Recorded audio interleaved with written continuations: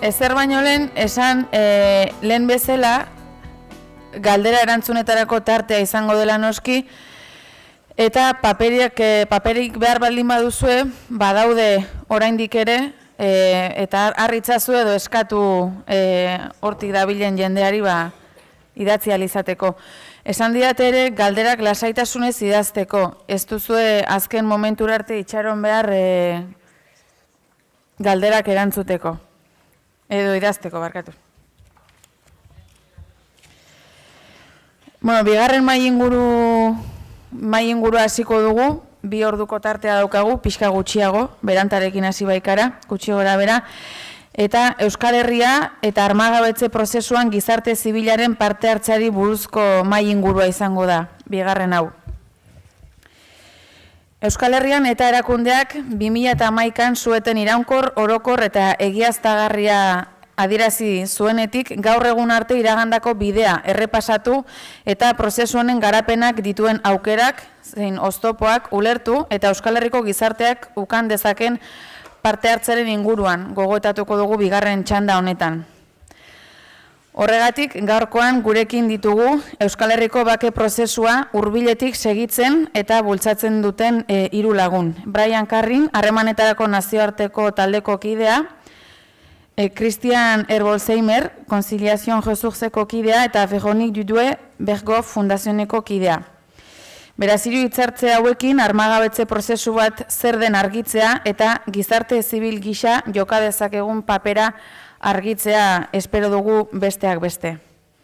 Beraz, hitzartzen lehenengoa Veronique Dudue izango da, 20 minutu izango ditu horretarako, eta hainbatean galdetuko genioke, Veronique, zuri galdetuko genizuke, zure esperientziatik zein dira Armagabetze prozesu batek garapenerako behar dituen bermeak. Gizarte zibilaren parte hartzeak ze berme ekar dezake Armagabetze prozesu batean.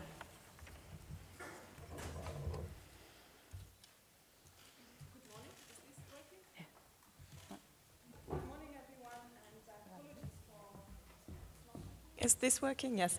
So good morning. Apologies that I will speak in English. I'm very happy to be here. This social forum represents a powerful symbol of the unique path that the Basque society has chosen to resolve the conflict in the Basque country through proactiveness, through innovation, even in the face of persistent repression and rejection of dialogue by one of the core parties to the conflict, which is the Spanish state. Even though every conflict is unique, and your history, your context is also unique, it is important to reflect on key lessons learned from other peace processes around the world, and to try and learn from their challenges as well as their successes.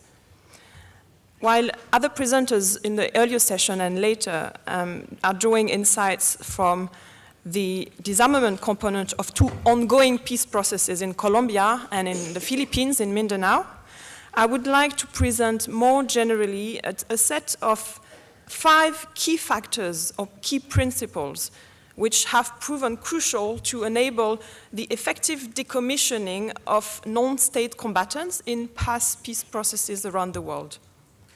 The first principle is that of transparency or accountability. The idea is that there is a need to balance, on the one hand, the necessary confidentiality which is required for a dignified and a safe decommissioning process, with, on the other hand, the right of the authorities and the right of the public to see some evidence of demilitarization when it is ongoing and after it is completed. This is a prerequisite for trust building between the parties, and it's also a prerequisite or precondition to encourage progress in resolving the other dimensions, the substantive dimensions of the conflict.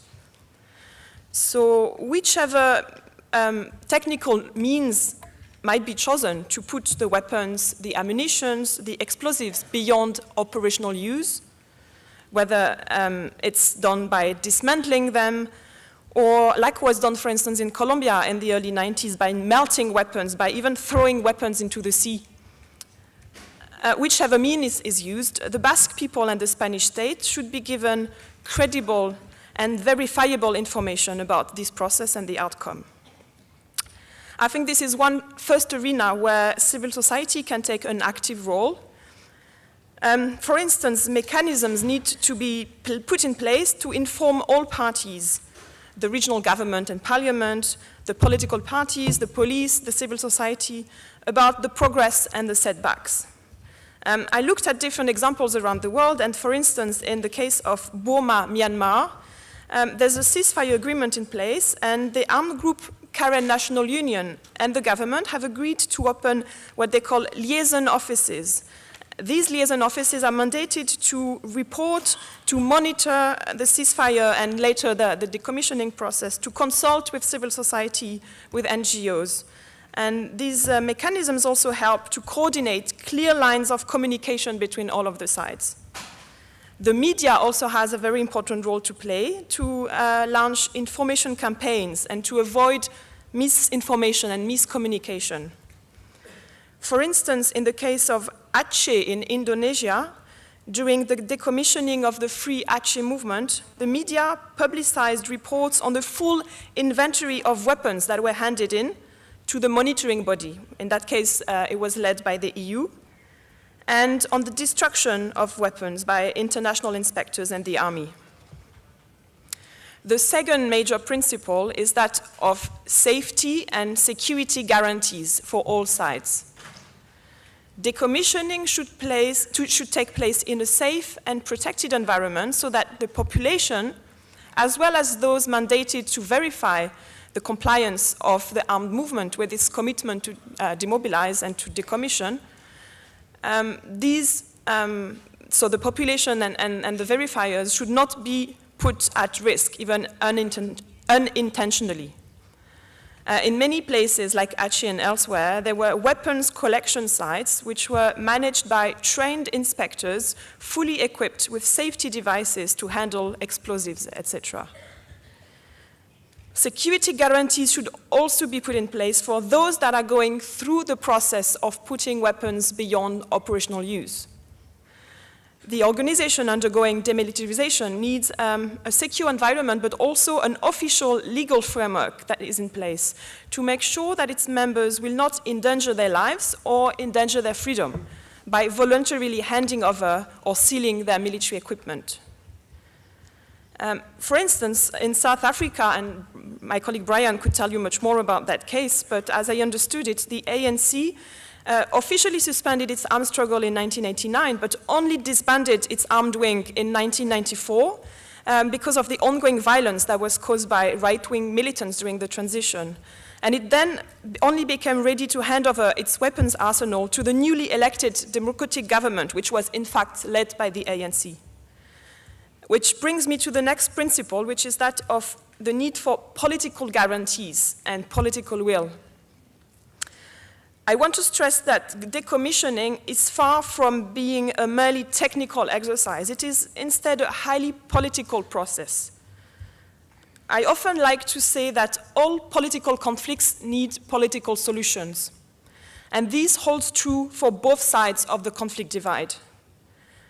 Decommissioning is a crucial step in the process of demilitarizing and de-securitizing a conflict, and to transfer that conflict exclusively to the democratic, non-violent political domain. One could also call it the demilitarization of politics, in the sense that decommissioning demonstrates the commitment of armed organizations to pursue political change, to pursue their struggle exclusively by peaceful means.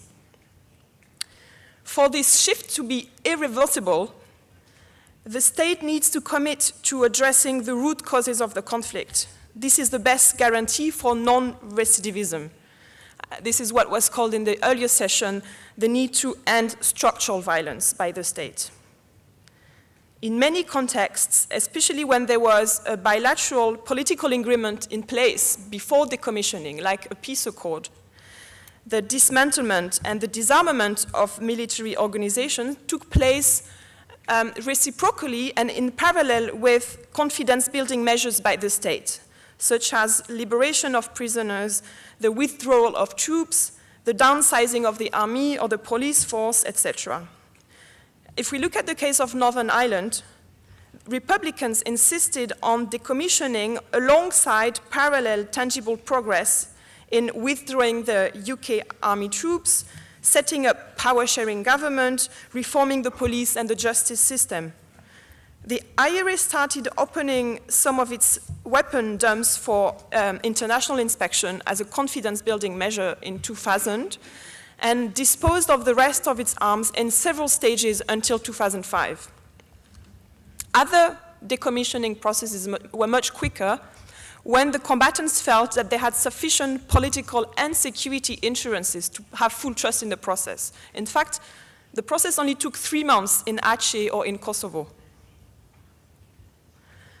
The use of the term putting arms beyond operational use also suggests that decommissioning is much less concerned with depriving fighters from access to weapons or depriving them from the capacity to use force. It's much more about demonstrating their political will to relinquish the use of weapons.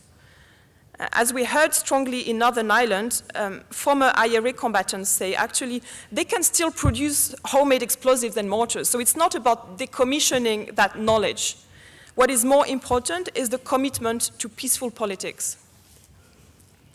The fourth key principle is that of oversight and control. On the one hand, militant organizations are unwilling to surrender their arms to what they may still define as their enemy, for principled reasons or for security reasons. But on the other hand, society and the state need some credible signs of commitment and assurance that these militants are not willing or not able to carry on any armed campaigns. For these reasons, it is very important to get support of independent and impartial third parties, recognized by all sides, legitimized by all sides, and mandated to monitor and verify the process of decommissioning in its different steps, through the inventory and registration step, to the sealing of weapons and the destruction of weapons. Many post-war countries have benefited from large-scale international monitoring bodies, especially through UN missions, when decommissioning was accompanied by a formal demobilization and reintegration of rebel insurgency troops. But many other models have been applied and tried, from independent commissions made up of foreign experts, eminent persons, to mixed bodies comprised of representatives from international organizations, the conflict parties, and civil society. The final principle is that of ownership. On the one hand, as I just stressed, the international community has a very important role to play in supporting, legitimizing, securing, monitoring disarmament. But on the other hand, decommissioning is most effective when it comes from a voluntary process with the armed organization as well as the community being in the driver's seat in terms of implementing and oversight. The principle of self-decommissioning was stressed, for instance, in South Africa, where the guiding principle was that the protagonists of the conflict were responsible for arming their soldiers and therefore also for disarming them. But there have also been many attempts to increase community ownership of disarmament, especially through the role of local notables, local leaders, tribal leaders, community leaders, in places as various as Somaliland, Papua New Guinea, Darfur, Libya, or Sierra Leone. Also in Northern Ireland, for instance, 2 former high-ranking members of the church were invited to accompany and witness the process of destruction of the weapons of the IRA. Finally, civil society, like the media, trade unions, women's groups, have an important advocacy role to play to delegitimize the use of force and to mobilize public support for a full and timely decommissioning process. So in short, civil society has a role to inform, to accompany, to witness, as well as to encourage and advocate for decommissioning. And I think this social forum as well has an important role to play as a space for dialogue on what are the options, what are the important principles, what are recommendations that can come up from the bottom up in order to increase popular and political buy-in and ownership of this process. So in conclusion, what I hope to have shown is that the decommissioning process should not be associated with a surrender to the enemy, also not with a secretive bargain out of reach from the media and public scrutiny, but instead, these processes represent powerful mechanisms for the parties and the broader community to lead and drive the transformation of a political military conflict from armed confrontation to peaceful expressions of politics. At a time when Western Europe is eagerly looking for constructive solutions to what they call violent radicalism, violent extremism, as the Daesh or ISIS phenomenon is called, such steps towards the demilitarization of the last remaining armed conflict within Europeans' own borders should be more prominently recognized, applauded and supported by European institutions and member states, starting, of course, with the Spanish government. Thank you.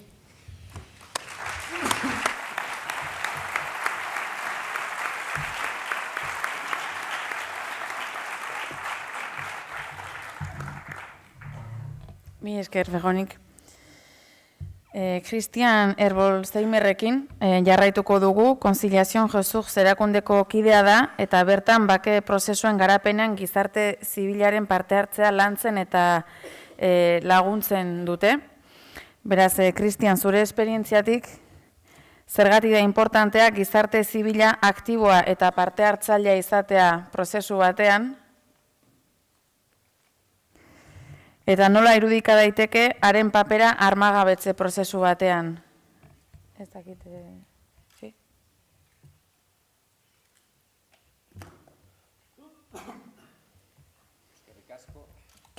Eskerrik asko, egunon, bon dia a totes i a tots, salutacions des de Catalunya.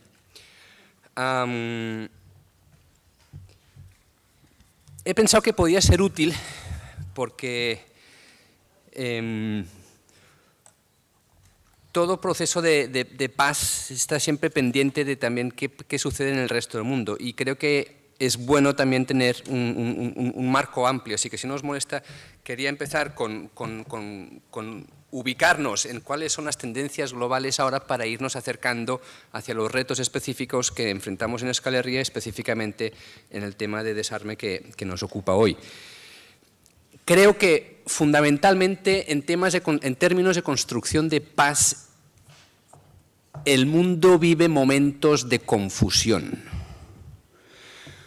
Por un lado, después de la Guerra Fría hubo varios años de tendencias positivas en el sentido de que se redujeron el número de conflictos armados de 50 y tantos a 30 y pocos, el número de muertos, el número, las consecuencias humanitarias, etc. Había una tendencia positiva que animaba, que generaba optimismo, pero esa tendencia positiva a partir del 2010 se ha revertido y vuelven a incrementarse los números de conflictos armados, las muertes y las consecuencias humanitarias.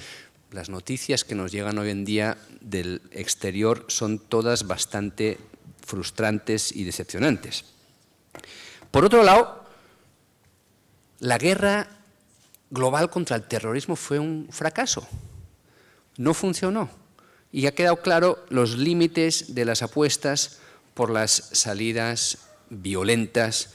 No ha habido prácticamente ningún conflicto armado que haya terminado por la victoria de un lado y la derrota del otro. Y en los casos donde se ha producido, como en Sri Lanka o como en Chechenia, ha tenido consecuencias para la convivencia y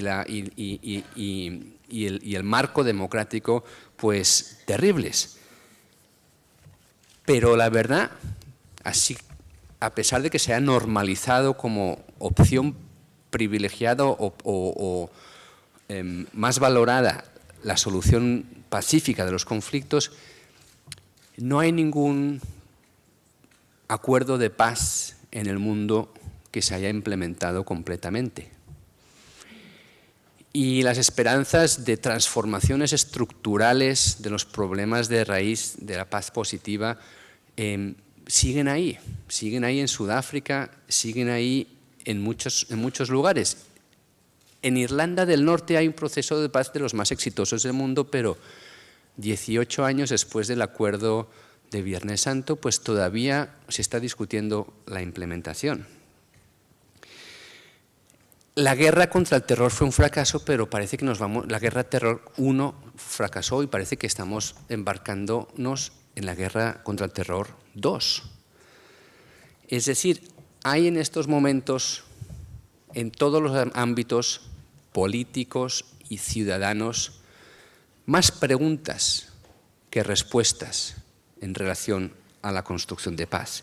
Y precisamente porque tenemos más preguntas que respuestas, todos los procesos miran de aprender o de tomar nota de otros, pero al mismo tiempo, mientras aprenden, también aportan. Todos los procesos de paz, incluido este, con todas sus singularidades, aportan, como hemos escuchado en la primera mesa, también al reto global de construcción de paz. En el fondo, creo que estamos frente a un reto que es básicamente reevaluar los imaginarios y los conceptos sobre construcción de paz, en el sentido de quiénes hacen la paz, los actores, cómo se hace la paz, cuáles son los procesos, dónde se hace la paz, en qué espacios y cuánto tenemos que esperar o cuánto dura un proceso de paz. En este marco voy a hablar específicamente de dos casos actuales, Filipinas y Colombia, que son los dos procesos de paz que yo he estado acompañando los últimos 15 y 10 años respectivamente. ¿Por qué?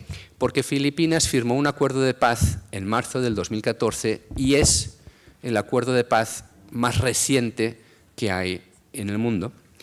Y Colombia, que ya hemos hablado de ella, pero vamos a profundizar un poco más porque la verdad, en este momento de desesperanza y de frustración y de malas noticias, Colombia es el proceso de paz más importante del mundo y está convirtiéndose en un faro de esperanza, no solamente para la gente en Colombia, sino para el resto de la humanidad y sobre todo en contextos de conflictos prolongados, ver que un conflicto tan complejo como el colombiano tiene una solución pacífica es un referente fundamental.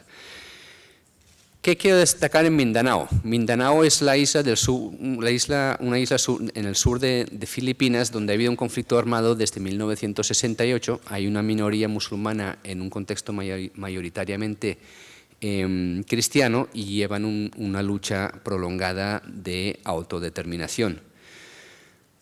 Y alcanzar el acuerdo del 2014 llevó 17 años de negociaciones y lograron un acuerdo que básicamente es un acuerdo de mayor autonomía y un cambio de sistema de gobernabilidad en esa región. Es el primer acuerdo importante en el mundo en 10 años. El acuerdo anterior es Nepal, y Nepal es del año 2006. Entre el 2006 y 2014 hubo una sequía a nivel mundial en cuanto a acuerdos de paz. Llega Filipinas, Mindanao, en marzo del 2014 y le sigue inmediatamente Colombia. ¿Qué innovaciones tiene Filipinas en cuanto a participación ciudadana? Una muy inicial. En el año 92-93 se llevó a cabo una consulta nacional sobre qué entendía la gente por paz. Y era una consulta muy fundamental porque permitió articular una política nacional de paz. Y ahí se identificaron 6 caminos hacia la paz. La negociación política como uno de los caminos, un camino fundamental, pero no el único. Reconoció la población necesidad de que haya otros actores y otros procesos de construcción de paz y ellos, en el caso filipino, le pusieron 6. Otro desarrollo muy destacado. El ejército derrotó a la guerrilla en el año 2000, en un periodo corto, en 4 meses derrotó la guerrilla, pero luego se dio cuenta que el problema no era militar, el problema era político. Y desde entonces los militares están vacunados a dejarse manipular por los políticos de la capital y tienen más claro que nadie que la solución al conflicto en Mindanao tenía que ser una solución política y no armada. La población afectada por el conflicto, la población desplazada por la violencia, empezaron a crear mecanismos de verificación del cese al fuego autónomos. No le pidieron permiso a nadie.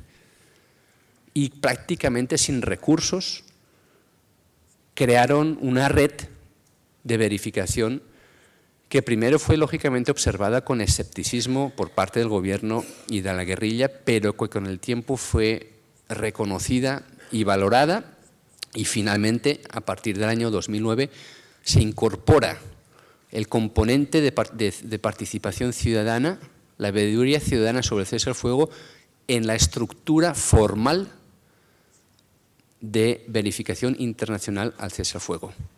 Hay un mecanismo internacional de verificación compuesto por 4 países, pero hay un componente de protección civil compuesto por 3 ONGs filipinas y una ONG internacional, y eso es una innovación singular para el caso filipino, para el caso mundial también.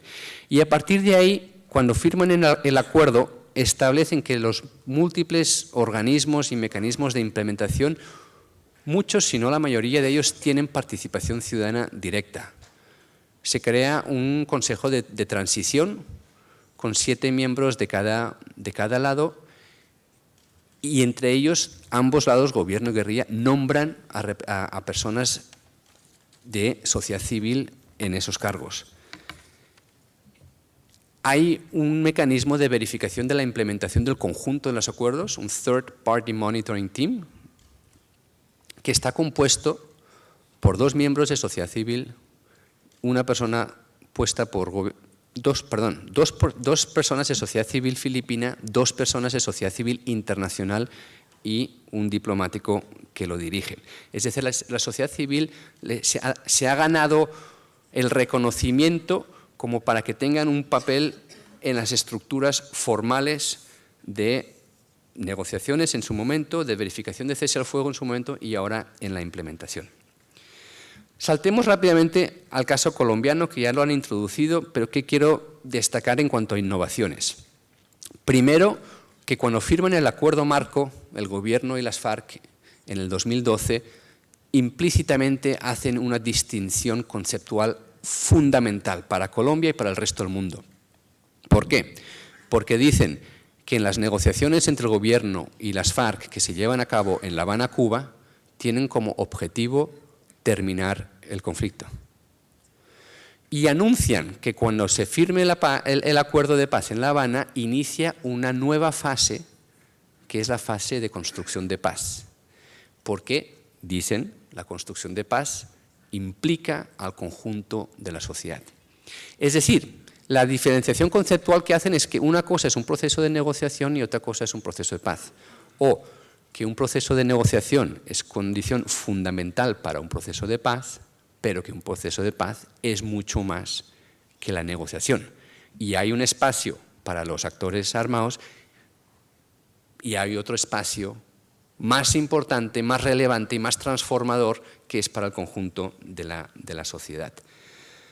Ha sido espectacular, y Carlos Alberto ha jugado un papel fundamental en conseguir el acuerdo de justicia transicional, pero ha sido espectacular como el debate nacional que se ha producido sobre el papel de las víctimas, el reconocimiento a las víctimas y la lucha contra la impunidad han influido en las negociaciones de La Habana. Ha sido el punto más difícil de acordar y el punto más polémico, pero ha conllevado un debate dentro del seno de la sociedad sobre qué entendemos por justicia, qué entendemos por memoria, qué entendemos por impunidad, que ha llevado a una maduración social y política impensable hace unos pocos años. Y ha habido una retroalimentación informal entre los debates políticos en La Habana y los debates sociales en el país, que se han retroalimentado de forma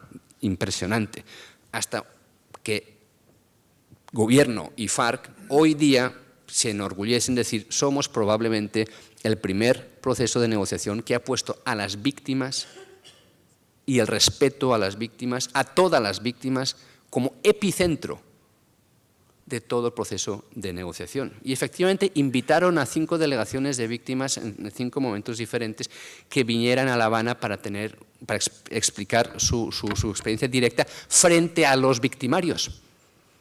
Porque había víctimas de la guerrilla que frente a la guerrilla les dijeron lo que ustedes nos han hecho. Y había víctimas de la violencia del Estado que frente al gobierno decían lo que nos han hecho. Entonces, eso ha sido un desarrollo impresionante. Otro, en cuanto más específicamente lo que nos afecta aquí también, las FARC declaró un cese unilateral del fuego, lo ha declarado varias veces, y en el momento que lo declara también invita a la sociedad civil a jugar un papel de verificación. Y es una situación sui generis, porque no es el cese al fuego de las FARC no es bilateral, es unilateral. Y a partir de ahí, cuando hace un llamamiento a la verificación de la sociedad civil, no tiene un mandato formal de ambas partes de la mesa, sino que una petición de las FARC y se autoorganizan como pueden para dar respuesta a ese llamamiento. Pero eso ha creado un precedente muy interesante, que hay una cierta capacitación ahora en sociedad civil de verificación, y cuando ahora vayan a acordar el cese bilateral, pues está claro que va a haber participación ciudadana en ese aspecto. Pero es que además, como dijo Carlos Alberto, los 2 puntos que faltan, cese al fuego y mecanismos de implementación, en su redactado ya incluye que va a haber participación de la sociedad civil en esos aspectos. Por lo tanto, ¿qué podemos ver como lecciones o aprendizajes o innovaciones en ambos contextos? Los límites de la guerra. Se ha intentado la guerra en ambos lugares y no ha funcionado, y por lo tanto finalmente se ha optado por la parte negociada, pero también los límites de las negociaciones. Yo creo que en Colombia y en Filipinas los negociadores de ambas partes son conscientes del déficit democrático de una mesa de negociación clásica, y que por lo tanto, cuanto más participación, más legitimidad, cuanto más legitimidad, más capacidad de transformación y más sostenibilidad en un proceso de paz. Hay que desmitificar la mesa de la negociación e identificar cuáles son las otras vías hacia la paz. En Filipinas tuvieron 6. ¿Cuáles son las vías colombianas para la paz? ¿Cuáles son las vías de Euskal Herria para la paz? La sociedad civil ha jugado o juega un papel fundamental para invertir ese modelo elitista y para multiplicar los actores, las agendas y los procesos de construcción de paz. Específicamente para el desarme, sabemos que los procesos de paz tienen múltiples retos y dimensiones. Por muy técnicos que sean, todos los aspectos son procesos, como dijo Veronique, fundamentalmente políticos. Y más que nunca, en contextos de estancamiento como el actual, la sociedad civil puede suplir ese déficit de desarrollos formales. Para eso necesita ganarse el reconocimiento de todas las partes a las que quiere influir. Y eso requiere de una capacidad de romper polarizaciones, una capacidad y una voluntad de entablar diálogos difíciles con personas que piensan de forma fundamentalmente diferente, y una capacidad de articular propuestas. Los referentes internacionales son útiles, pero los desarrollos tienen que ser autóctonos. Es que ricasco.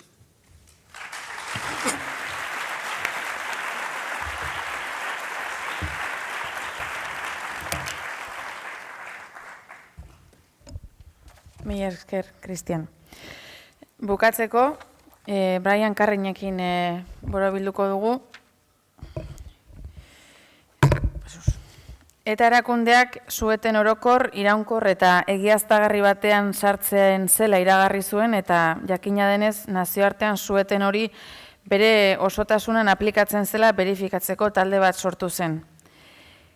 Beraz, galderak honakoak liratezke. 2016 urteko urtarrilaren 30 honetan zein da egin den bidea, zein dira pasatutako etapak eta topaturiko oztopoak, nola irudika dezakegu Armagabetze prozesu hori Euskal Herrian, eta nola eragin edota bultzatu dezake gizarte zibilak prozesu hori.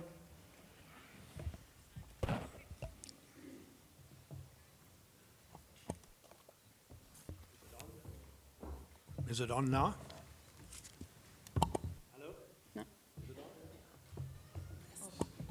No, it is. Oh, now it is, yeah, good. Good afternoon, or is it good morning still? Good morning, everyone. I too apologize for delivering my paper in English, and want to say that it is an absolute honor for me to be here in Guernica. One cannot be here and not think about the awful atrocity that was committed many, many years ago, and reflect on that, and at the same time remind oneself that we are here today to talk about non-violence, and it's really an honor for me to be here to do that. I want to start by making a general comment and then just reflecting on those principles that Veronique laid out so succinctly, and then sort of get into the rest of my paper where I talk about what has been done and some ideas about the future. During a recent discussion meeting of the international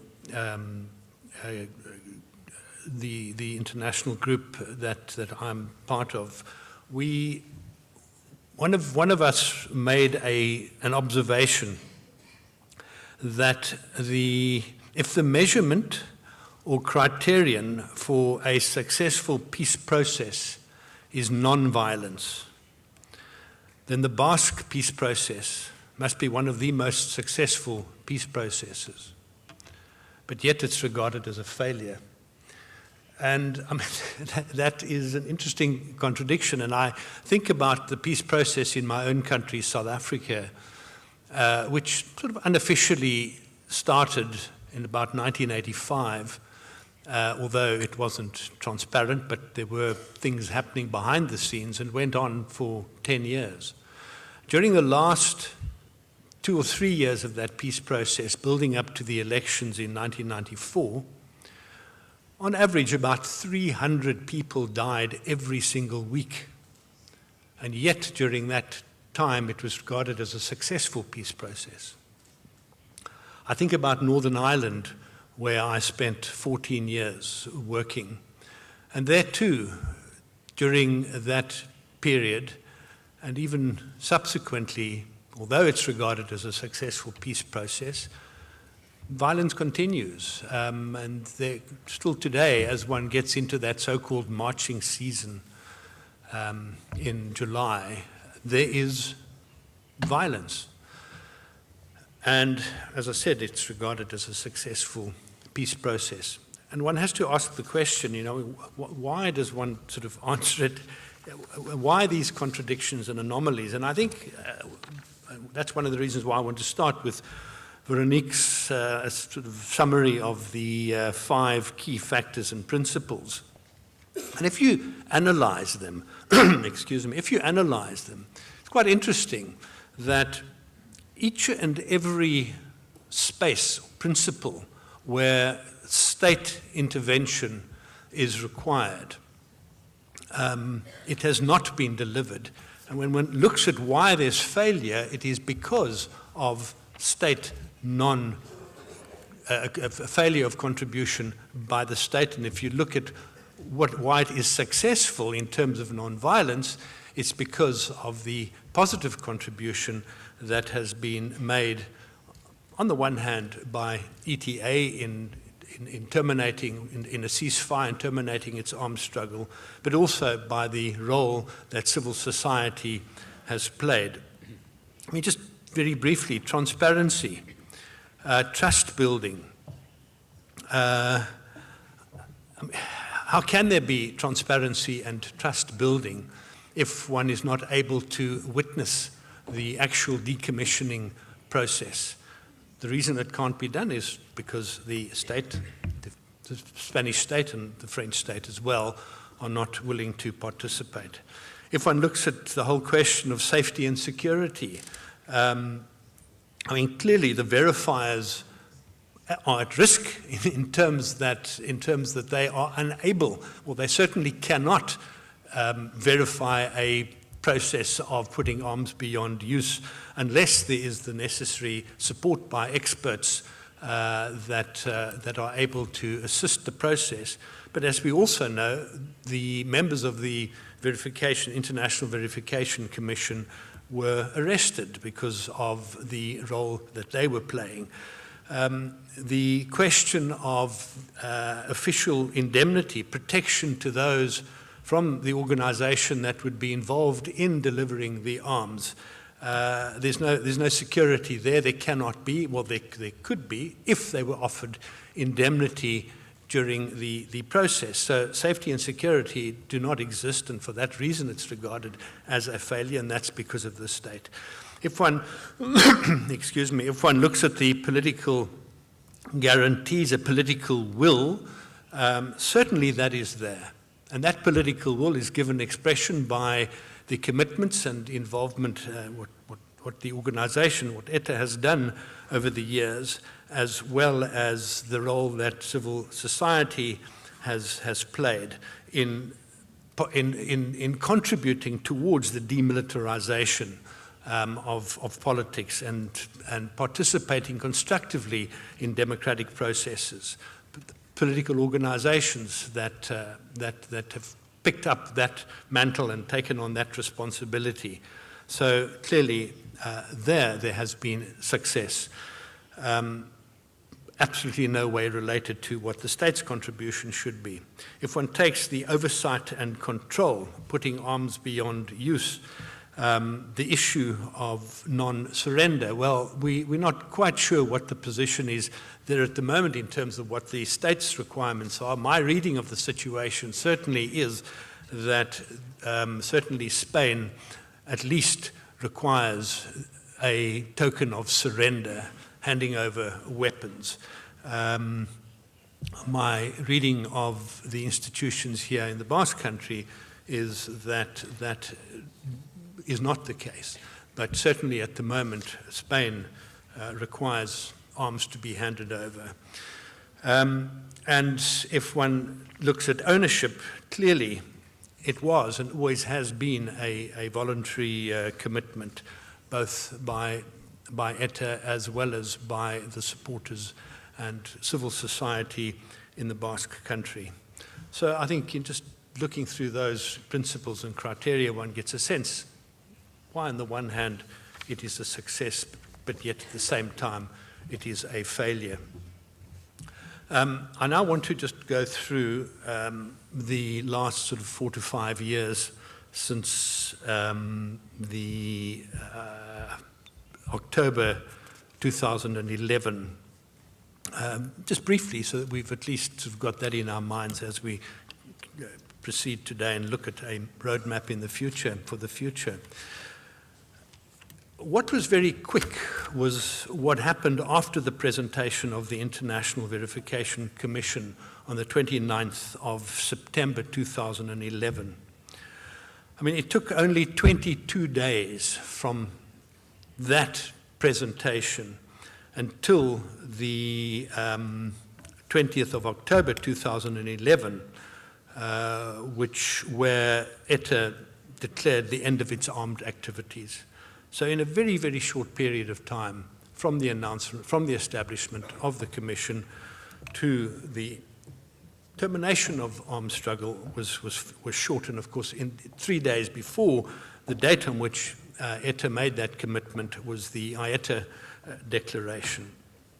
And although at that time cynicism prevailed in many quarters, especially in Madrid, and I think there was no shortage of cynicism in certain aspects of the sectors of the Basque society, the international contact group believed firmly that that statement on the 20th of October 2011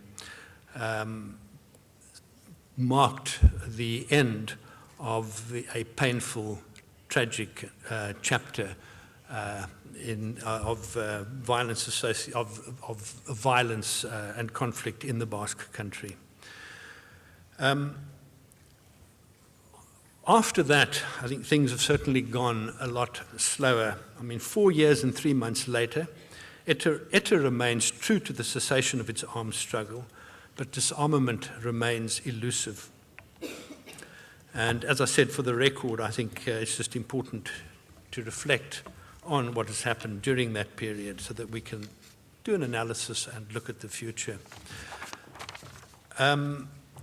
7 months after the 20th of October 2011, the International Verification Commission made a statement and essentially said that through direct contact with ETA, it had stated that it was ready to engage in dialogue on a series of practical issues relevant for the consolidation of the process. Now, obviously, that statement was welcomed, created a sense of expectation. No details were given as to what the practical issues would be, but it was an important statement. 8 months after that, in February 2013, the Commission made a statement and essentially said that in February there were several rumors about the possible disarmament of ETA, indicating that the International Verification Commission had held contacts in recent months with ETA members in Oslo with the approval of the Norwegian government. According to some media reports, the Norwegian authorities expelled ETA leaders from its territory in March after the armed organization had rejected taking steps, handing over its weapons and its disbandment. According to this information, the ETA leaders left Norway in mid-February and probably took refuge in France. Now, although that statement was made and it was necessary that one needed to know what had happened because there were rumors and reports in newspapers, it was certainly not helpful in terms of confidence building, but at the same time, there was a level of transparency in issuing that statement. A month later, in March 2013, the Social Forum organized a conference, which I think some of us here participated in. And it was an important conference, and one of the subjects discussed at that conference was decommissioning. About 6 weeks, I think in May, a couple of months after the conference, the Social Forum presented a number of recommendations promoting the peace process, and 2 of them were about decommissioning. And I think these were very, very critical recommendations, and they show the important role of civil society. The recommendations relating to the decommissioning were that there needed to be that a decommissioning process needed to be with objective guarantees. There needed to be safety of all citizens, and an essential part of the peace process, they recommended the design of a controlled, orderly, and jointly agreed process that would end with the dismantling of weapons and the military structure of ETA. Essentially, what they were recommending was an open, transparent, multi-stakeholder, both states, and I think independently facilitated decommissioning process.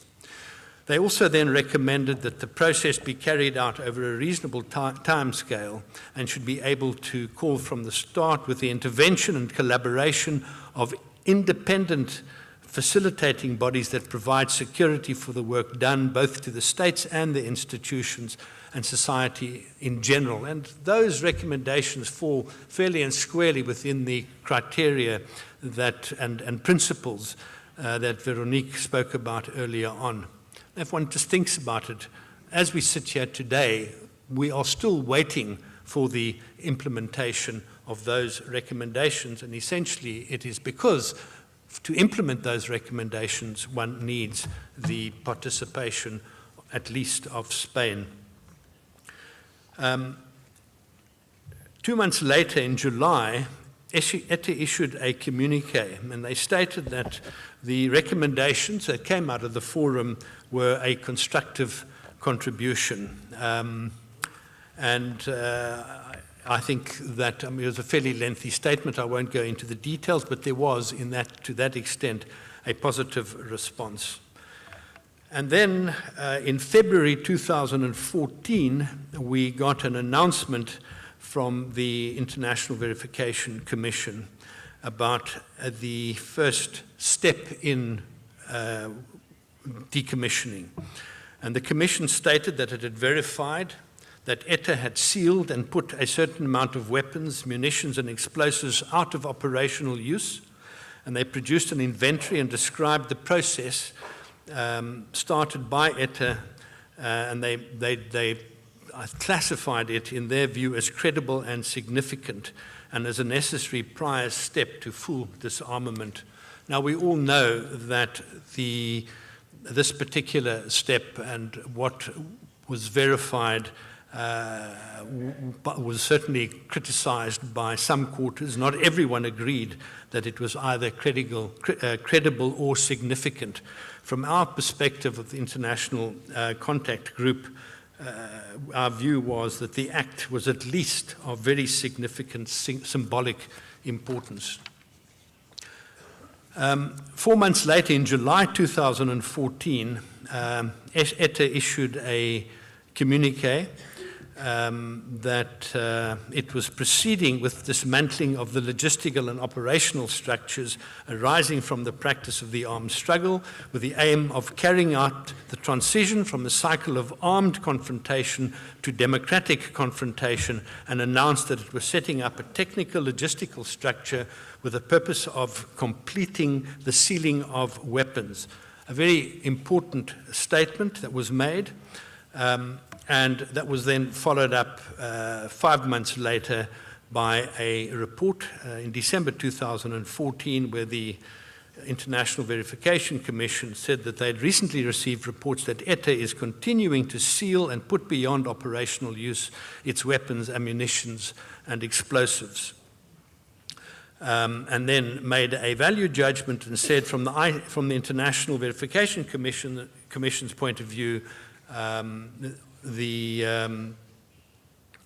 making an inventory of and putting beyond operational use arms, ammunition, and explosives is a step prior to complete disarmament. Again, an important statement. The problem, though, with, I think, both of those was that it fails the test of absolute transparency in terms of what the people of the Basque Country were able to witness, and of course what the states were able to witness and the institutions in the Basque Country. Having said that, I don't believe through any fault of those that are in fact engaging in the process. But the bottom line is that it lacks the transparency that is absolutely essential in order to build confidence in the process. So, between October 2011 and the end of 2014, which is the period I've spoken about, there were undoubtedly promising developments, especially considering the lack of any engagement whatsoever from Madrid and Paris. But notwithstanding these developments, and despite the genuine efforts by many that I've already referred to, the members of the International Contact Group have for some time detected an overwhelming concern in the Basque Country that in real terms the decommissioning process is not progressing. And obviously the reasons are obvious. It's because there is not the transparency that is necessary, transparency that feeds into all sectors of society. And that is really the challenge. in our view, the main reason for that, as I said, is the lack of transparency. And by the nature of the process, by the nature of the non-participation of the states, we can understand that. But the people do not know what is happening, and the majority of those who are not associated with the Abotsala left, for example, many of them do not necessarily believe ETA when it says we are sealing and putting beyond operational use our weapons. And that obviously too is a problem. That view is not helped by the fact that during the course of 2015, the International Verification Commission, as far as I can make out from the research I've done, did not issue a single report during the whole of last year. We don't know why, and that, again, I suppose relates to transparency. It could be that real progress is in fact being made, but it is of such a sensitive nature that they have elected not to say anything at all, or it could be because there's been no progress whatsoever, so there would be nothing to report. As I said, we don't know which of the two, but our assessment is probably the latter, and partially due to the police operations that were carried out in Biarritz by the French and Spanish police at the end of May last year, and you all are aware of what happened there.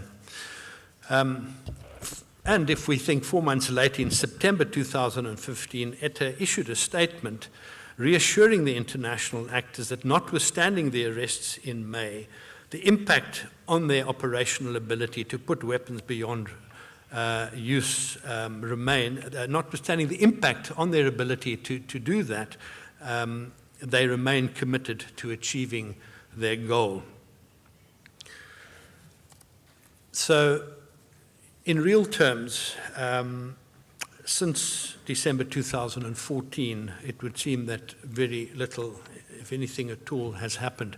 I think it's important to note that the prisoner, David Pla, made a statement in December last year in 2015, essentially reiterating that the process is continuing.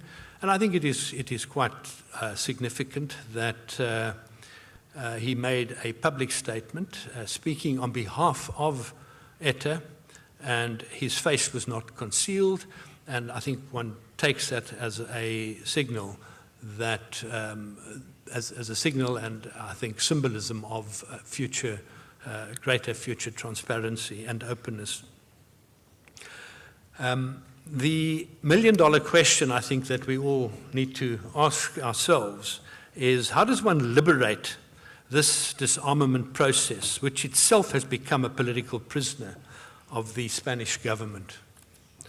And does one have to wait for it to be liberated by the Spanish government, or are you, the Basque people, civil society, political parties, institutions in the Basque country, able yourselves to find a set of keys that can incrementally and in a transparent way free up the process to an extent that in time the Spanish government, irrespective of who that government is, will have no choice politically but to open the door to a controlled, orderly, agreed, state-involved disarmament process.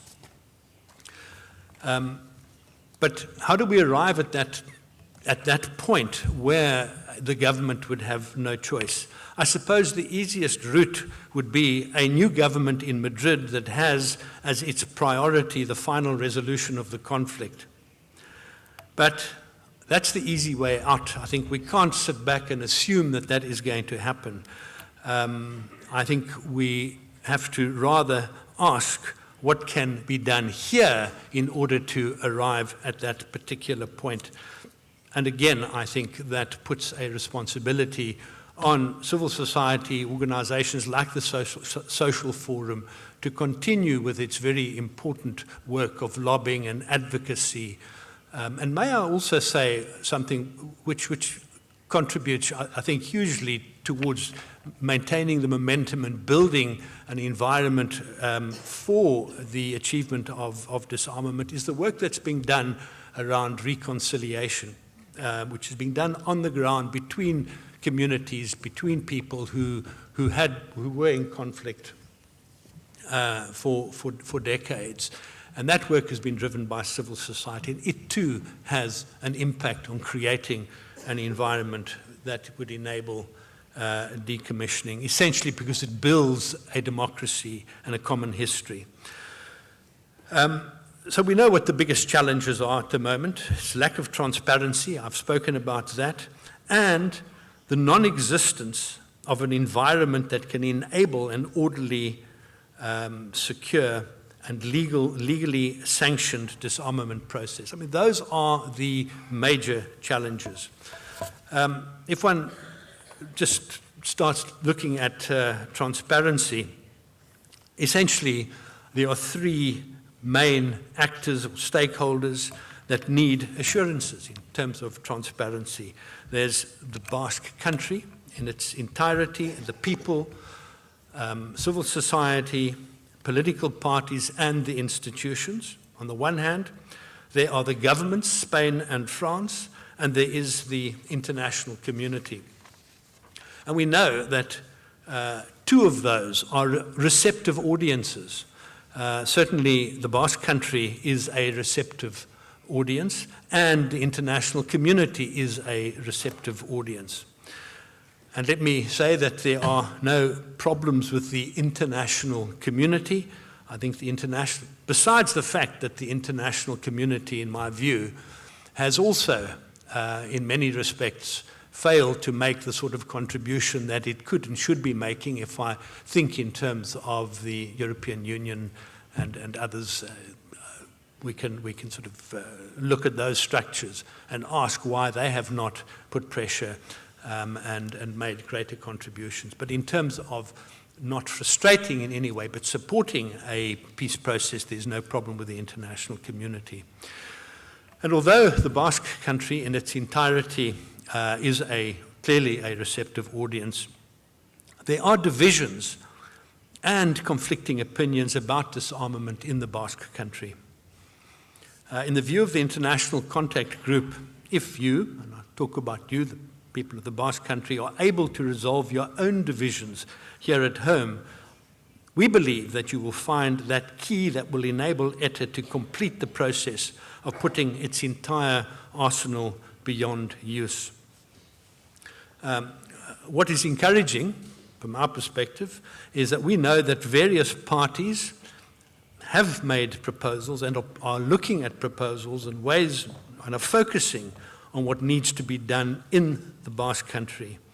The International Contact Group does not wish to repeat or endorse any of those proposals, some of which we've read and we've seen, save to say that there needs to be constructive engagement of the government of the Basque country, all the political parties of the Basque country, or at least those that are not working against the peace process, and social actors.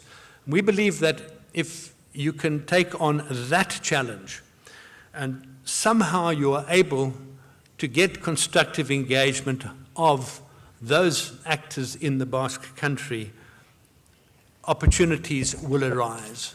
And we believe that that will eventually lead to a situation where Spain, in the first instance, will have no choice but to participate in a disarmament process, which would then bring an end to the peace process. Thank you.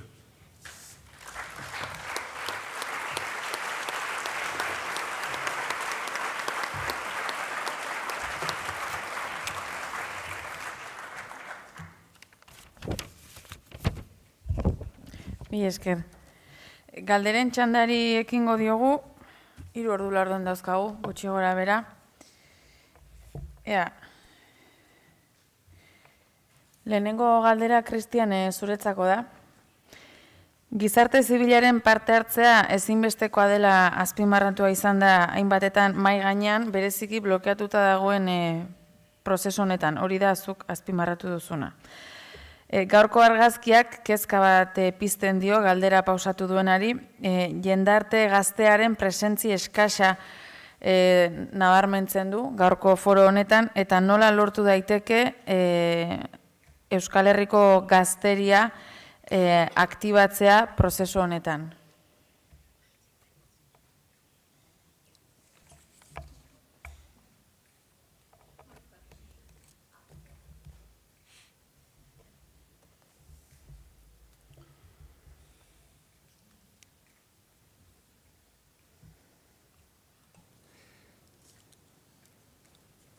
Hay algunas preguntas que son recurrentes aquí y en todas partes. ¿Cómo conseguimos que no seamos siempre los mismos? ¿Dónde está la juventud?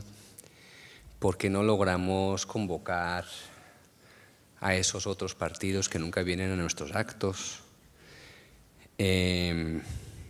¿Cómo hacemos para romper la dinámica de los medios de comunicación que no cubren nuestros actos o que tienen una visión parcializada de las cosas? Son preguntas universales. No estáis solos en ese reto. No hay una solución o una respuesta, o yo no tengo aquí una receta, mira, aquí, ahí está. Pero sí que hay múltiples desarrollos, y específicamente en cuanto a juventud, en muchos contextos, para lograr esa nueva participación. A veces tiene que ver con cambios de lenguajes. Entiendo que en Colombia, por ejemplo, ha aparecido un nuevo portal de noticias que explica la información fundamental del proceso de paz, pero con un lenguaje que va dirigido a otro público al que habitualmente digiere ese tipo de información, pues, por activismo social y político. Es bastante terrible porque suficiente esfuerzo genera ya convocar un foro como este, como para además tener que decir, bueno, y además tenemos que ser especialistas en comunicación innovadora y alternativa. Pero, bueno, en el fondo, todo depende también de la capacidad de buscar alianzas e involucrar actores diferentes a los de siempre. Y tiene mucho que ver también con lo que decía, creo que Brian ahora mismo. Crear un ambiente favorable no es solamente hacer actos donde vamos los que siempre vamos, sino tener esa capacidad de generar espacios de encuentro con los que piensan de forma diferente a nosotros, lo cual también implica no solamente atraerlos a ellos a nuestros actos, sino que nosotros estemos dispuestos a ir a los actos de ellos. Porque posiblemente ellos se hagan las mismas preguntas, ¿cierto? Creo que crear un ambiente favorable implica esos diálogos difíciles.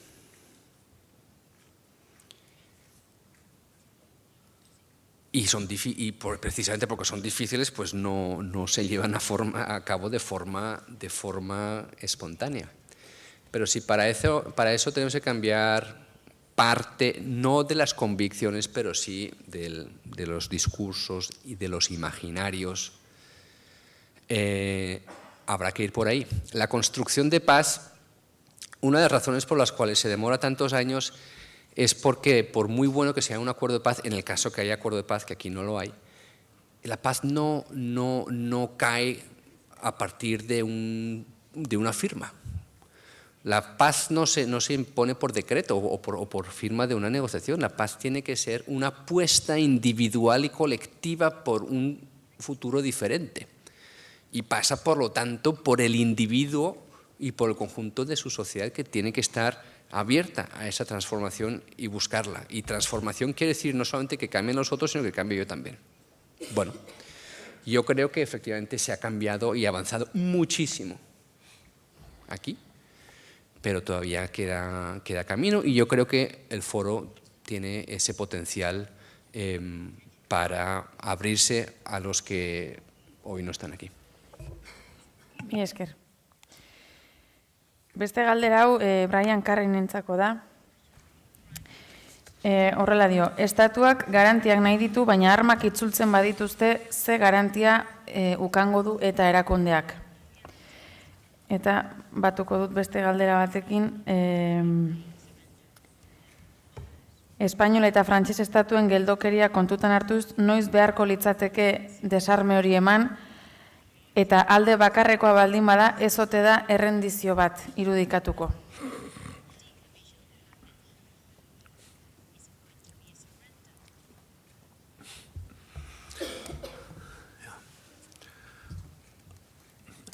As I pointed out in my presentation, and I think, certainly I don't think, I know Veronique made the point as well, that this is a critical part of a decommissioning process, and lessons that we've learned is that organizations are not willing to surrender.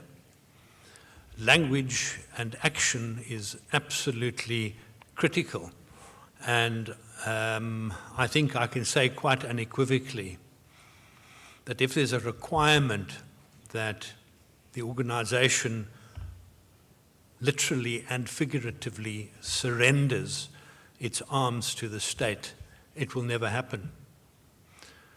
Not because I say so, but because history says so.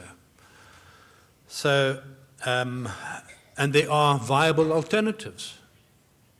And the obvious viable alternative is what has happened in many, many other situations where organizations render their arms beyond use. That process is witnessed by international actors, whether they are from the UN or regional political structures, organizations, obviously observers from government, technical experts in explosives are there. It's happened in Northern Ireland, and the actual destruction is witnessed. And that is a process that organizations are willing to participate in, and it's symbolically it is not, or in real terms it is not surrender from their perspective. And that is again to be a challenge. I think as we sit here, we know that the current Spanish government says this is a straightforward, easy matter. All that has to happen is ETA must come and give their arms to the security forces. So big, huge deadlock on that particular point. You asked for guarantees if there were to be, and I'm not going to use the word surrender, but if there were to be a process, a credible process of disarmament, that goes to the very issue of the environment in which it has to happen. And it can only happen in an environment where there will be guarantees and where those that are involved, the operatives that are involved in identifying arms, putting them together, pointing out arms caches, have the necessary indemnity, that they will not be prosecuted, at least for that which they are doing. And once one has that political will, I think that the political will itself creates the guarantees that one talks about in the question that you asked. I don't know whether Veronique would like to add anything to what I have said. No. Okay, thank you.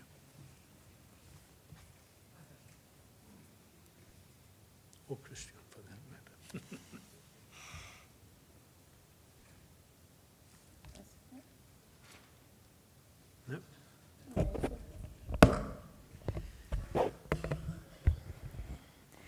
Beste galdera hau hiruentzako da,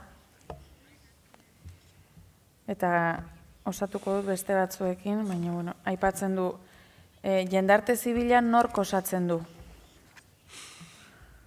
Pertsonak, instituzioak,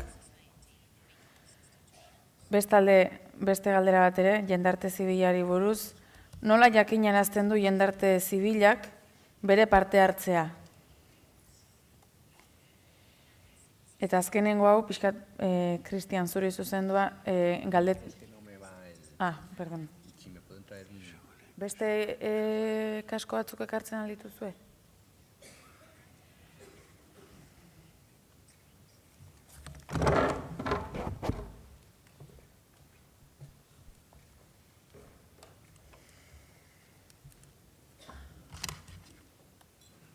Bai. Galdera zen, nork osatzen du gizarte zibila, pertsonak, instituzioak, nola jakinarazten du gizarte zibilak parte hartzen ari dela? No va. A ver. Ahora sí. Bai? Es que va y viene. Bai. A ver, traductora, ¿puedes? Ez? ¿Y si me pongo ahí? A ver.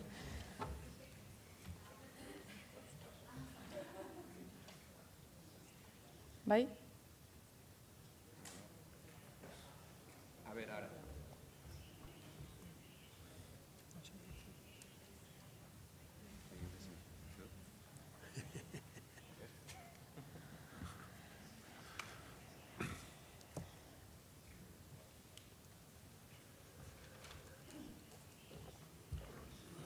Bai? Bueno, berriz. Nork osatzen du gizarte zibila, pertsonak ala instituzioek, nola jakinarazten aldu gizarte zibilak parte hartzen ari dela, eta bereziki,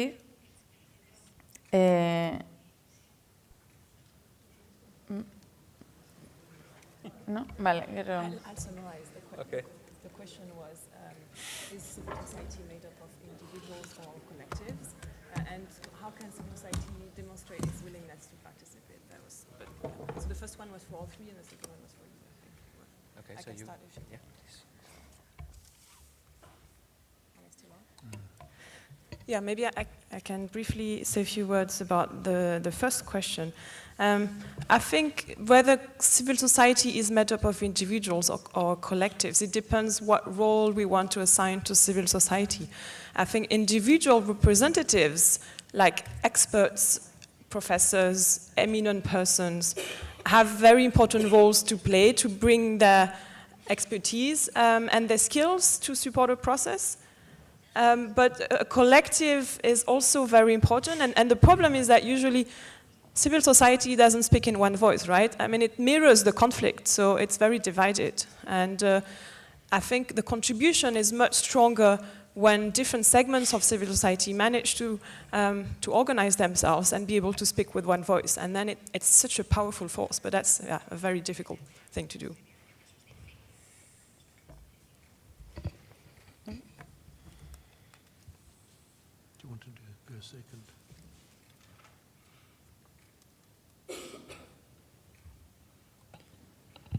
Bueno, en cuanto a cómo hacerse notar, básicamente hay que poder demostrar el valor añadido.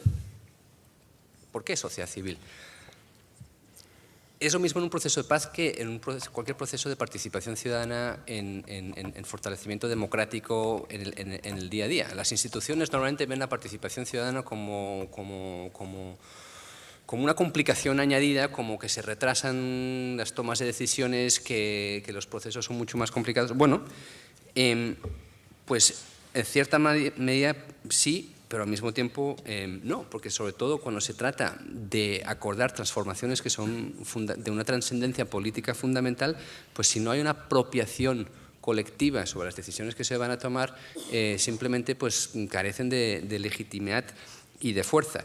En el contexto actual, donde es al revés, donde hay un estancamiento institucional para progresar con la construcción de paz, pues Brian lo comentaba y también lo decía yo al final, hay que invertir la escala de no esperar que en París, en Madrid decidan o que en Gasteiz decidan o que en Iruña decidan, sino, bueno, empecemos nosotros a decidir, pero no decidir como una visión política, sino poder generar ese mecanismo por el cual, es decir, la legitimidad también te la ganas y la tienes que demostrar, y la demuestras logrando cosas que la institucionalidad no consigue. Si tú logras romper barreras y juntar a personas y a colectivos, ambas cosas, personas y colectivos, de una forma que no lo logra la institucionalidad, tienes un valor añadido y estás teniendo incidencia. Entonces, ahí creo que está la clave fundamental. Específicamente, ¿cuál es el papel de sociedad civil en verificación? En Colombia es verificación de un cese al fuego, es un cese al fuego unilateral que declara las FARC. El mandato es amplio, no hay un mandato específico y tuvieron que darse un automandato de cómo lo vamos a realizar. Hicieron una convocatoria amplia también, pero hay que decirlo, es básicamente un sector políticamente de izquierdas el que entró en ese proceso. Hicieron lo normal, que es observaciones, y siempre que había alguna sospecha de alguna posible violación, pues en la medida de lo posible visitas sobre el terreno y enviar un informe. ¿Qué va a pasar ahora? Que el cese unilateral va a pasar a ser un cese bilateral. ¿Y cuál es el papel de sociedad civil en el cese bilateral? Está por definir. Es una negociación de La Habana, habrá, si hay un rol, un mandato específico acordado por las partes y por lo tanto la composición también será probablemente mucho más diversa. Pero el debate que se han estado dando en sociedad civil es hasta qué punto queremos formar parte del mecanismo formal e institucional, hasta qué punto queremos mantener nuestra propia autonomía. Y acabamos identificando 3 modelos diferentes de hacer veeduría o verificación. El autónomo, no hay que pedir permiso a nadie, tenemos nuestra agenda política y si queremos denunciar algo públicamente, lo hacemos. Y así nos enfoquemos solamente en un actor, legítimamente no tenemos por qué centrarnos en todos, tenemos esa tarea, vamos a seguir trabajando en ella y yo creo que es legítima y fundamental. Y la mayor parte de la sociedad civil que hace monitoreo, violaciones de derechos humanos, etcétera, va a seguir siendo básicamente actividad sociedad civil autónoma. Hay la posibilidad de algún acuerdo, de tener algún acuerdo con la institucionalidad formal. Es decir, ahora se van a desplegar una misión de Naciones Unidas, que no son cascos azules, una misión política, pero tendrá un número limitado de personal para cubrir un territorio inmenso. Necesitan tener oídos y orejas y entender el contexto social y cultural y étnico donde están trabajando. Es en beneficio de esa visión internacional que tenga un tipo de enlace acordado con según qué actores de sociedad civil. Entonces, ahí hay que tener una negociación para tener un tipo de relación. Y la tercera fase, que es la que ya hay en Filipinas, forman parte de la institucionalidad, que tiene la ventaja que tienes mucho más capacidad de influir, pero tiene una desventaja que pierdes autonomía, porque ya no usas tus propios canales de denuncia o de difusión de la información, sino que sigues los canales institucionales esperando que las partes respondan a los informes que puedas hacer, que normalmente van a ser confidenciales. Tú ya has hecho tu parte, queda en manos de otros.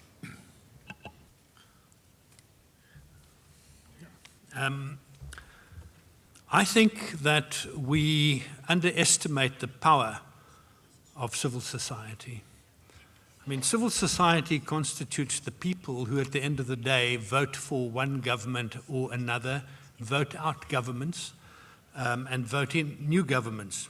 So you have civil society has huge power just through the exercise of democracy. And in that context, what I think is a very powerful weapon is to set the agenda. Civil society is able to set an agenda. Civil society is able, through its actions and through its pronouncements, through organized structures, which I'll refer to in a moment, say what they want. And if they express their will, whether it's through the media, whether it is through conferences such as this, where it's made absolutely clear to a government that is in power, that relies on the support of the people in the next election, they are that way able, as I say, to set the agenda and at least have an influence on what governments do when they are in power. when I think about civil society, when we think about civil society, we must not forget the huge institutions that make up civil society. And in the South African context, we, for example, certainly during the 1980s, relied heavily on the churches. The churches, some of the churches, played a very, very significant role in the change through leading in terms of moral leadership and also in terms of protest and statements that were made and public criticisms of the system. So churches are very powerful and can have great influence both on their own supporters as well, members as well as on states. And churches need to take up that responsibility, I believe. We mustn't forget business. Business is part of civil society. It's organized and it's powerful civil society. And you have to ask yourselves whether business, powerful business in the Basque Country, is playing the role that it should be playing in pressurizing the Spanish government, for example, to do what should be done in order to bring this process to an end. If we just think about what the consequences were once ETA terminated its extortion/revolutionary tax, the benefits that business enjoyed as a result of that, where there was no longer that huge pressure. So they had an immediate positive consequence of the political change.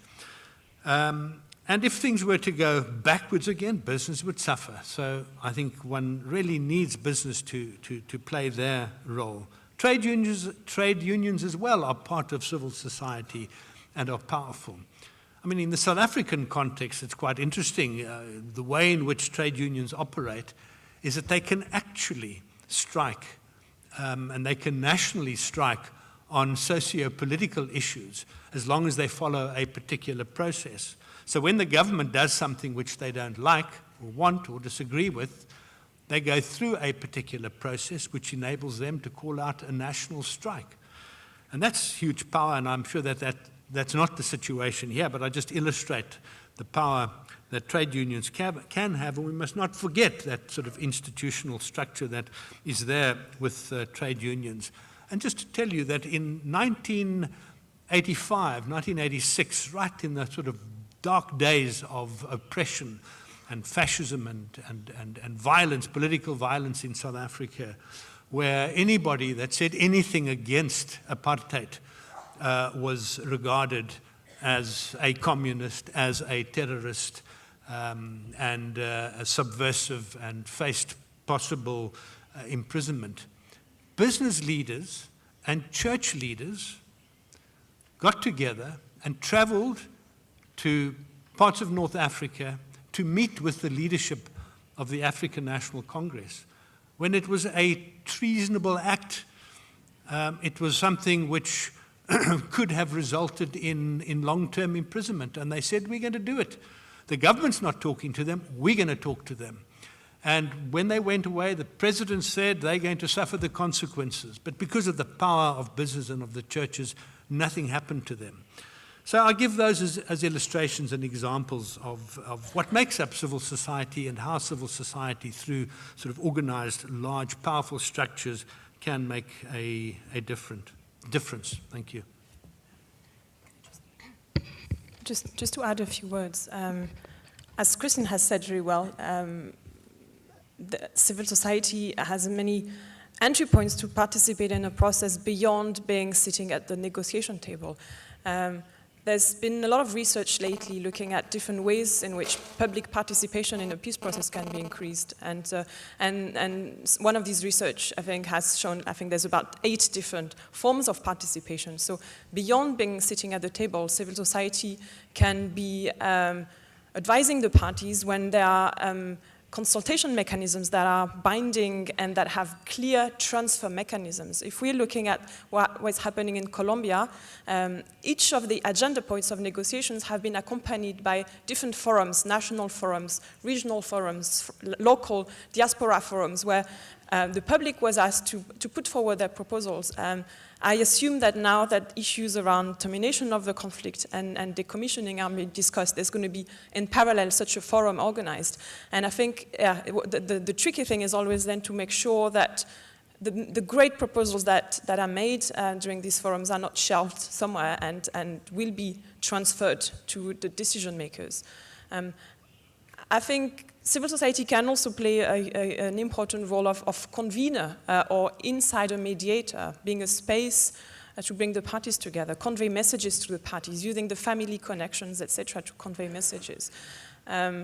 The role of witness, guarantors, we've already mentioned. So what you were saying happened in the Philippines with this kind of 6 different ways of making a peace in a participatory way. I think it would be very interesting for the Basque people to come up with, like, these are the 6 ways in which we want to be involved, and we demand the right to be involved because we are stakeholders, we are affected by the process, so we should be part of designing and implementing the solution.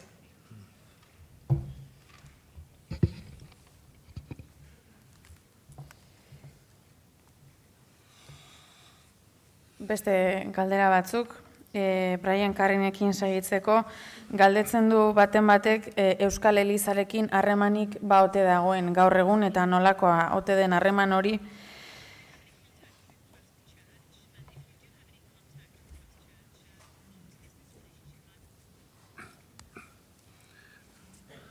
Short answer to the question, I have no contact with the Basque Church. Bale, esker. Eta Brian Carrinekin segituz, biktimek, bi aldeetako biktimek zein papel izan behar dute gisa honetako prozesu batean, eta galdetzen du kontakizun amankomun bat eraiki beharrote den.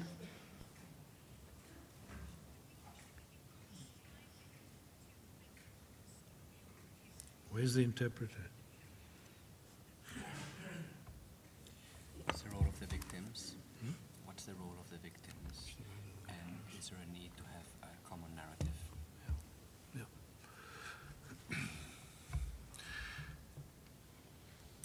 The victims have a very, very central key role to play in any peace process.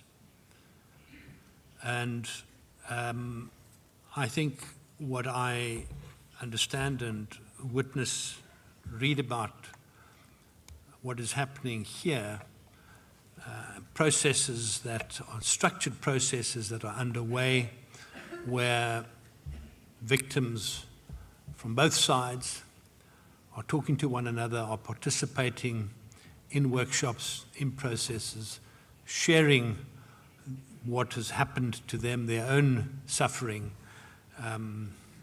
their own fears, their own histories, is absolutely critical to building a common narrative and building trust through reconciliation. Reconciliation is an absolute essential element to long-term peace and long-term stability in any country where it has gone through the sort of violence that has happened here and happens in other parts of the world. So and that I mentioned earlier on, which those engagements and those processes are to some extent, to a large extent, I think, being initiated by civil society. I also know that from reports I get that there's participation and initiatives also from the Basque government. I also know that at a local level, municipal level, there are processes that are underway, and all of that can contribute towards creating this environment that in time itself, if you've got the support of the people and people feel that as victims feel that they have been acknowledged and their suffering has been acknowledged, it's far easier for them to make a commitment to a shared future. So one cannot underestimate and underemphasize the need for the role of the victims and for incorporating and having them participate in storytelling for their own healing and for the healing of the nation.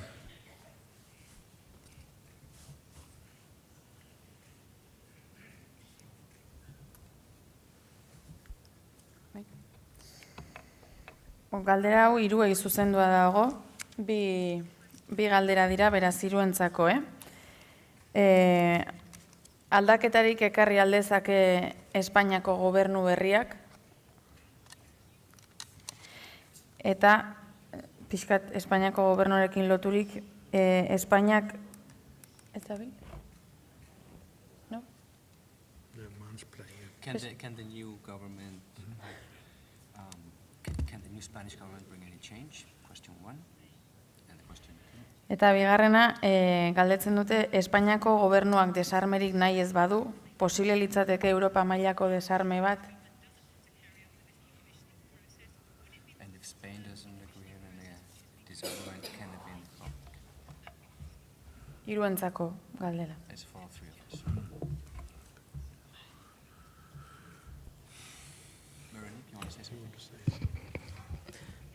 Well, I can't say much about the first question because I'm not following Spanish politics too closely, but maybe a general point about the second question, whether it's possible for the decommissioning process to be driven by Europe if the Spanish government is not part of it. I find it very difficult to imagine any such process where the state would not be involved or at least consenting to such a process happening. I would also find it very difficult for Europe to, or let's say the EU or EU member states or EU institutions to support a process which is not supported by the state. The EU is made up of member states, and I don't see any international organization agreeing to enter or to support such a sensitive process without the state giving its consent. So I find this a bit tricky. So if not active participation by the Spanish state, at least there should be some tacit or explicit consent that it is agreeing to such a verification and an external role by EU countries.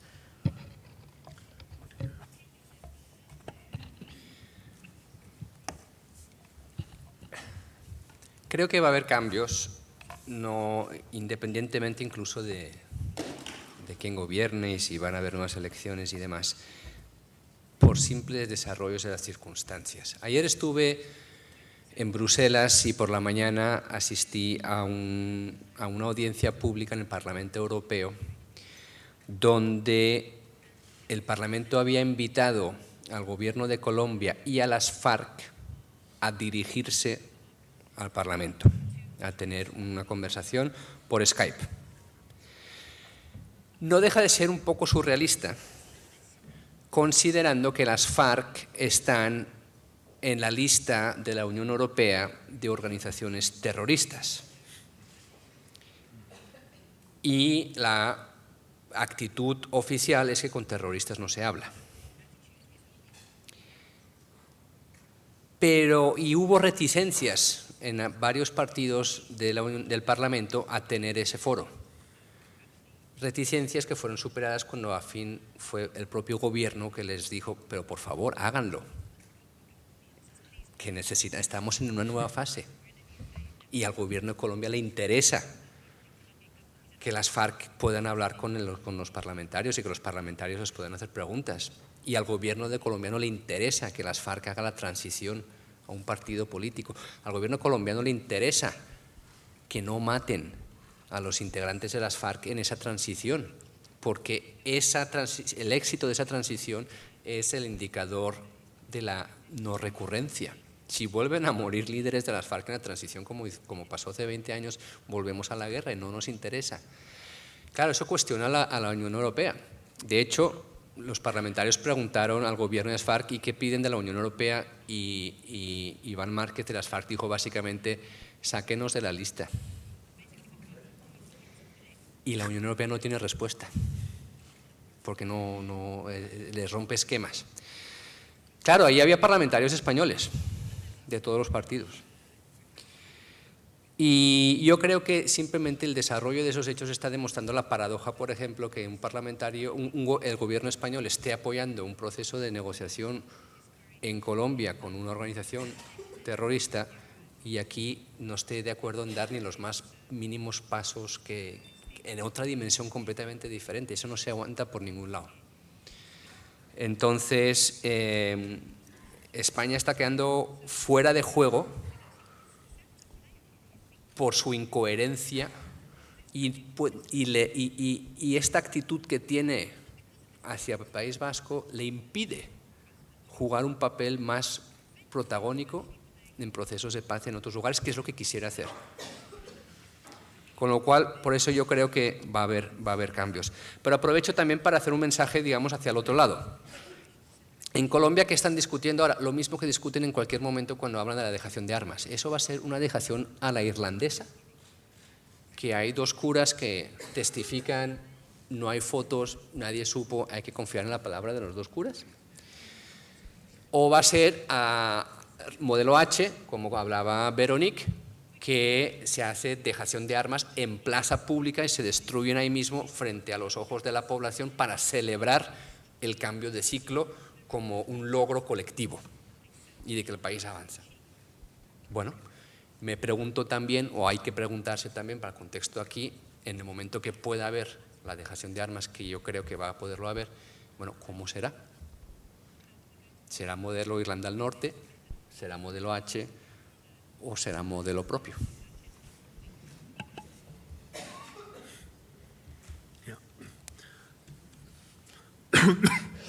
Excuse me. Just on Europe, I agree absolutely with Veronique's view. There's no possibility that Europe can participate, take the lead in a decommissioning process, which does not have the sanction of and support of the local government. I mean, it just can't happen. So I believe, so for that reason, we go back to the same issue, the same problem. The government is going to have to be a party.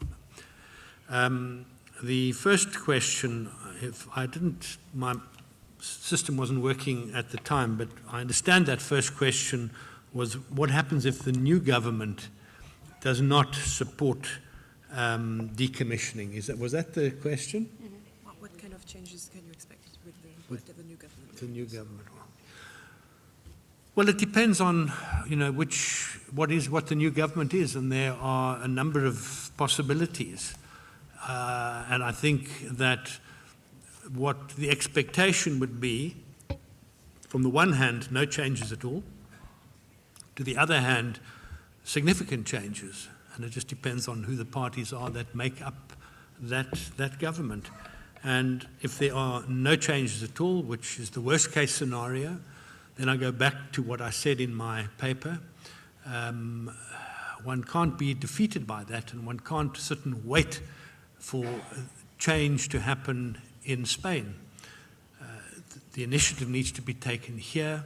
To the extent that there are divisions and different views amongst institutions and political parties about what needs to happen, somehow you've got to get over that, and you've got to find a way of working together so that at the end of the day one can build the confidence of the Basque government, institutions, political parties, and the majority of civil society. That is your challenge, and that is something that you're going to have to work on. On the other hand, obviously, if there is a new government that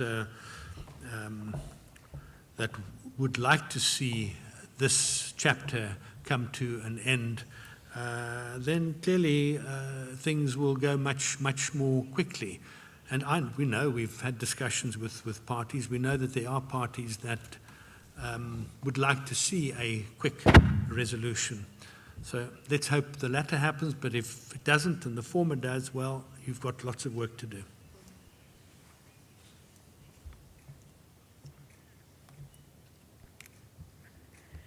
Mi esker. Denbora errespetatu behar dugu, eta eguerdiko ordua eta laizter denez, edo gainean daukagunez, hiruei eskerrak eman nahi dizkizuegu, parte hartu izanagatik foro sozialean, eta aurrera egiteko lehenik barkamenak galdera asko gelditu direlako erantzun gabe, agian beste batean erantzuten halko dira.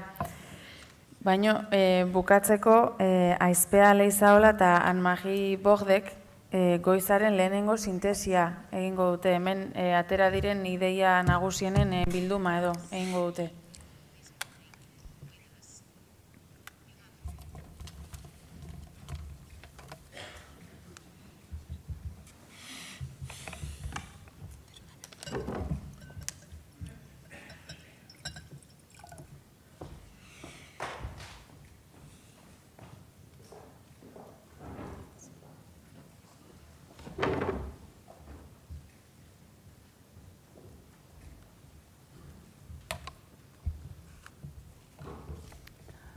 Ni erderaz mintzatuko naiz frantsesez. Carlos Socha nous a présenté un tableau sans concession du processus de paix de Colombie, dont les conversations État-FARC se déroulent à La Havane. D'importantes avancées ont été réalisées, la première étant la fin du négationnisme qu'avait imposé l'ancien président Uribe, selon lequel il n'y avait pas de violation de droits de l'homme, il n'y avait pas de conflit, il n'y avait pas de droits de l'homme qui vaillent et il n'y avait pas de dialogue qui tienne. Son ancien ministre de la Défense, Juan Manuel Santos, lui a succédé avant de faire volte-face. Celui-ci a estimé que si l'on ne reconnaissait pas l'existence d'un conflit, aucune norme ne protégerait les actions relevant du terrorisme d'État. L'actuel président a donc reconnu l'existence d'un conflit et des victimes. C'était donc le préalable aux conversations qui se déroulent à La Havane, à la suite de contacts secrets tenus de février à août 2012 qui furent suivis de la mise en place d'un accord pour la fin du conflit et la construction d'une paix durable. Il comportait 6 points, dont 4 ont fait l'objet d'accords précis.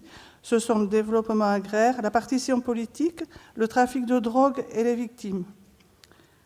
Ce dernier volet était particulièrement important puisqu'il touche à la vérité, à la justice, à la réparation et aux garanties de non-répétition du conflit et aux auteurs de crimes graves. Des questions restent en suspens. Reste que d'autres avancées ont néanmoins été réalisées.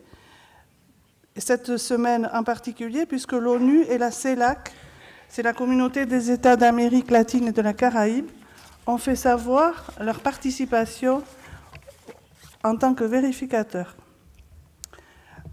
Il reste à traiter des questions précises comme le dépôt des armes, la réincorporation des FARC dans la vie civile, dont les modalités donc ne sont pas arrêtées. Le gouvernement devra gérer la révision des statuts des personnes privées de liberté. On compte actuellement 1300 prisonniers des FARC. On note aussi que sur certains points, rien de sérieux et cohérent n'a été réalisé du côté du gouvernement. C'est notamment le cas dans la lutte contre la corruption et l'impunité pour les responsables d'homicides et de massacres, les actions des défenseurs des droits de l'homme et certains mouvements sociaux et politiques. Ça concerne aussi les réformes et les réajustements institutionnels pour construire la paix, les garanties de sécurité et l'éclaircissement du phénomène du paramilitarisme. Dans ce contexte, le gouvernement et la majorité du pouvoir proposent l'organisation d'un plébiscite afin que la population se prononce sur cet accord de paix bilatéral et définitif qui doit être signé prochainement avec les FARC. Il serait l'instrument nécessaire à partir duquel seraient mis en place les mécanismes du changement annoncé pour la démocratisation d'un pays pacifié. Les FARC, elles, réclament pour leur part la tenue d'une assemblée constituante les concernant. Elles exigent également le démantèlement irréversible de tout l'appareil paramilitaire, ce dont la Colombie est encore bien loin, au dire de Carlos Socha. Celui-ci a insisté sur la participation de la société, pour dire que les Colombiens ne sont pas uniquement là pour participer à un plébiscite, mais qu'ils doivent être en capacité de définir leur avenir. Il en est en quelque sorte de même au Pays Basque pour les formations politiques et les secteurs opposés au statu quo qui leur est imposé. Idem en Colombie pour certains mouvements et organisations sociales qui subsistent malgré le terrorisme d'État. Alberto Socha souligne que le processus engagé à la Havane doit être soutenu en rappelant qu'il ne doit surtout pas faire l'impasse sur la fin nécessaire du terrorisme d'État et que la guérilla colombienne cesse de figurer sur les listes de groupes terroristes. Il ajoute que le processus engagé par ailleurs par l'État colombien avec le mouvement ELN, l'Armée de libération nationale, doit sortir de l'ombre et entrer dans une phase publique. En conclusion, il rappelle que si le terrorisme d'État colombien ne disparaît pas, le processus échouera.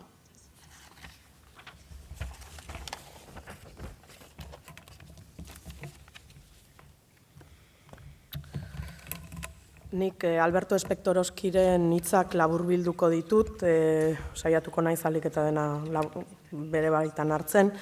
Hasi da azpimarratzen gatazkaren amaierarako oso lan gogorra egin behar dela, ez dela prozesu erreix bat, eta ideia bat jarri du mahai gainean esanez huts egiten duen bake prozesu bat, hasi ez den bake prozesu bat baina okerragoa dela, eta hortaz bake prozesuari eskatzen zaiona halabeharrez da amaiera zoriontsu bat. Justizia transizionalaren eta elkarrizketaren paradigma aurkeztu digu, Kolonbiako eta Israel eta Palestinaren arteko gatazken adibideak gurera mahai gainera ekarrita, eta hor ohartarazten gaitu spoiler balizkoak egotearen arriskuaz. Gizarte zibilaren eta elkarrizketaren beharra ezinbestekoa baldin bada ere, kontuz izan arretaz jarraitu behar da ere spoiler posible hauen presentzia. Eta jarraitu du azpimarratuz lider politikoentzat zein puntutaraino garrantzitsua den euren parte hartzea bake prozesuan, azken batean euren etorkizun politikoa dagoelako jokoan, eta hortaz lider politikoi eskatu beharra zaiela ausardia eta sendotasun nahikoa bake prozesuaren bilakaeran eta parte hartzean aguantatzeko.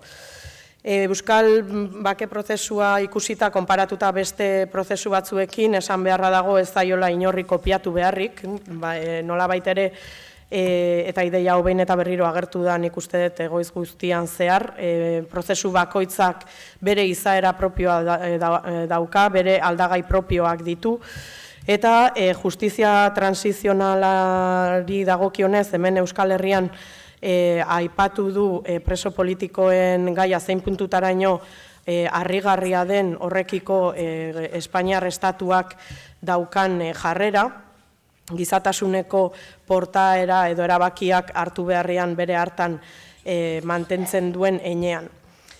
Hortaz, Euskal Herrian kontutan hartuta badaudela eta eraikitzen ari direla beharrezko baldintzak bake prozesua jarraitu dezan bere bidea, ez da ahaztu behar lehen esan bezala, konflikto bakoitza desberdina dela eta ez dagoela formula argi edo erabatekorik. Bai izan beharra dago ikuspen argi bat zein dan gatazkaren amaiera. Eta hildo horretan, violentzia edo bortizkeria bukatuta dagoela ziurtatzea, izan daiteke agian zerbait euskal prozesuak ekar dezakeena eszenatoki nazioartekora.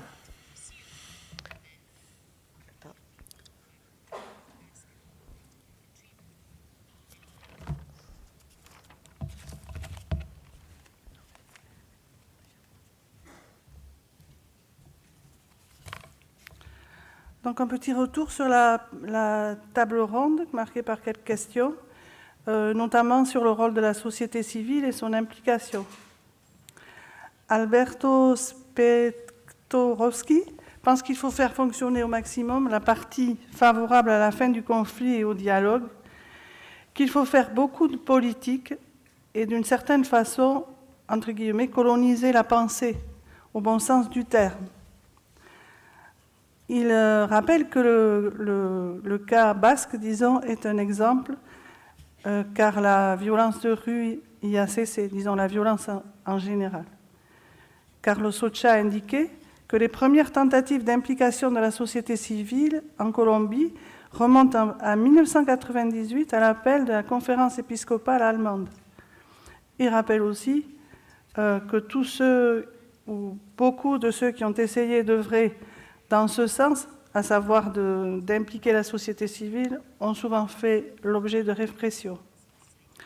Autre question posée, qu'en est-il de la violence structurale qui sévit en Espagne, au Pays Basque, pardon, même si la violence a cessé dans la rue?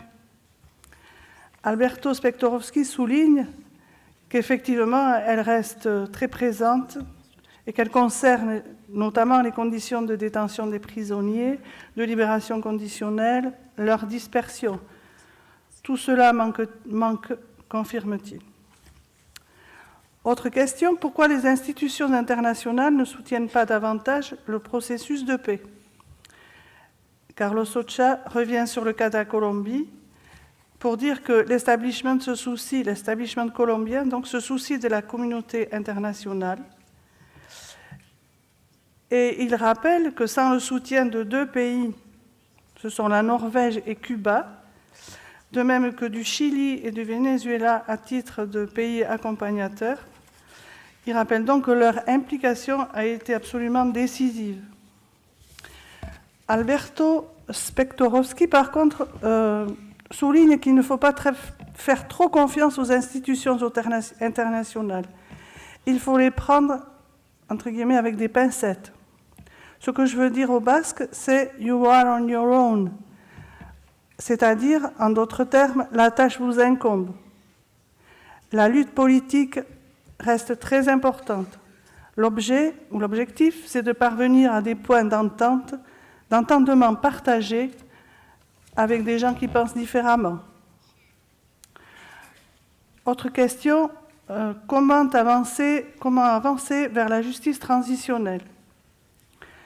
Carlos Socha a évoqué le cas de la Colombie, où on en a parlé déjà à l'époque du président Uribe, avec l'adoption d'une loi par justice et paix, qui en fait avait en quelque sorte ouvert la voie à l'impunité des paramilitaires.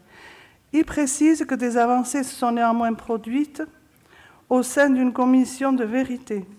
L'amnistie générale pour les FARC n'y est pas envisagée. Ce qu'il est par contre, ce sont des possibilités d'amnistie à examiner au cas par cas.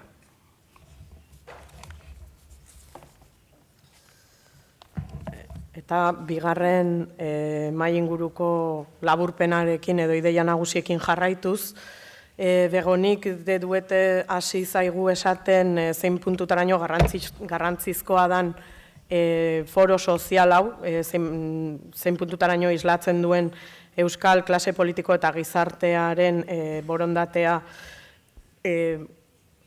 gatazka politikoa, estatu, frantses eta espainol eta etaren arteko gatazka politikoaren ondorioak gainditzeko. Aktibo izate, jarrera aktibo eta berritzaile batetik abiatuta. Naiz eta hor dagoen Espainiar estatuaren elkarrizketarako ukoa gatazkaren soluzio bidean parte hartzeko. Naiz eta euskal gatazka berezkoa eta berezia bakarra izan, badira bestelako gatazketatik ikasi daitezken lezioak eta hartara mundu mailako bestelako gatazka armatuen baketze bidetik hartutako bost gako azpimarratu edo aurkeztu dizkigu, lehenengoa gardentasuna izan da. Hor bada, berak dioenez, beharrezkoa da konfidentzialtasuna eta autoridadeen eta publikoaren eskubidea zer gertatzen ari den armagabetzearen inguruan jakitearen inguruko oreka bat beharrezkoa da. jakiteko ia bere hartan jarraitzen duen, bidean den bitartean zein amaitu ondoren. Eta hau parteen arteko elkarrenganako konfiantza eraikitzeko ezinbesteko aurre baldintza da. Hortaz, sinisgarria dan informazioa mahaigaineratzea beharrezkoa da, eta hau modu desberdinez egin daitekela azpimarratu digu. Parte guztiek jakinaren gainean informatuko dituzten mekanismoen bidez, eta baita ere azpimarratu zein paper garrantzitsu jokatzen duten komunikabideek. Bigarrenik, segurtasuna, prozesu honetan parte diren guztientzat, eta armagabetze prozesua gertatu behar da segurua eta babestutakoa den ingurune batean. Jakinik edo bertan parte hartzen dutenek jakin beharra daukate ez dutela nolabaiteko ondoriorik pairatu edo sufrituko.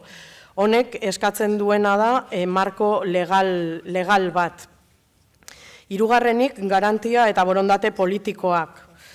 Eta hemen azpimarratu du ez gaudela arazo edo auzi soilik tekniko baten aurrean, baizik eta oso edo guztiz politikoa den prozesu baten aurrean. Gatazka politiko guztiek irtenbide politikoak behar dituzte.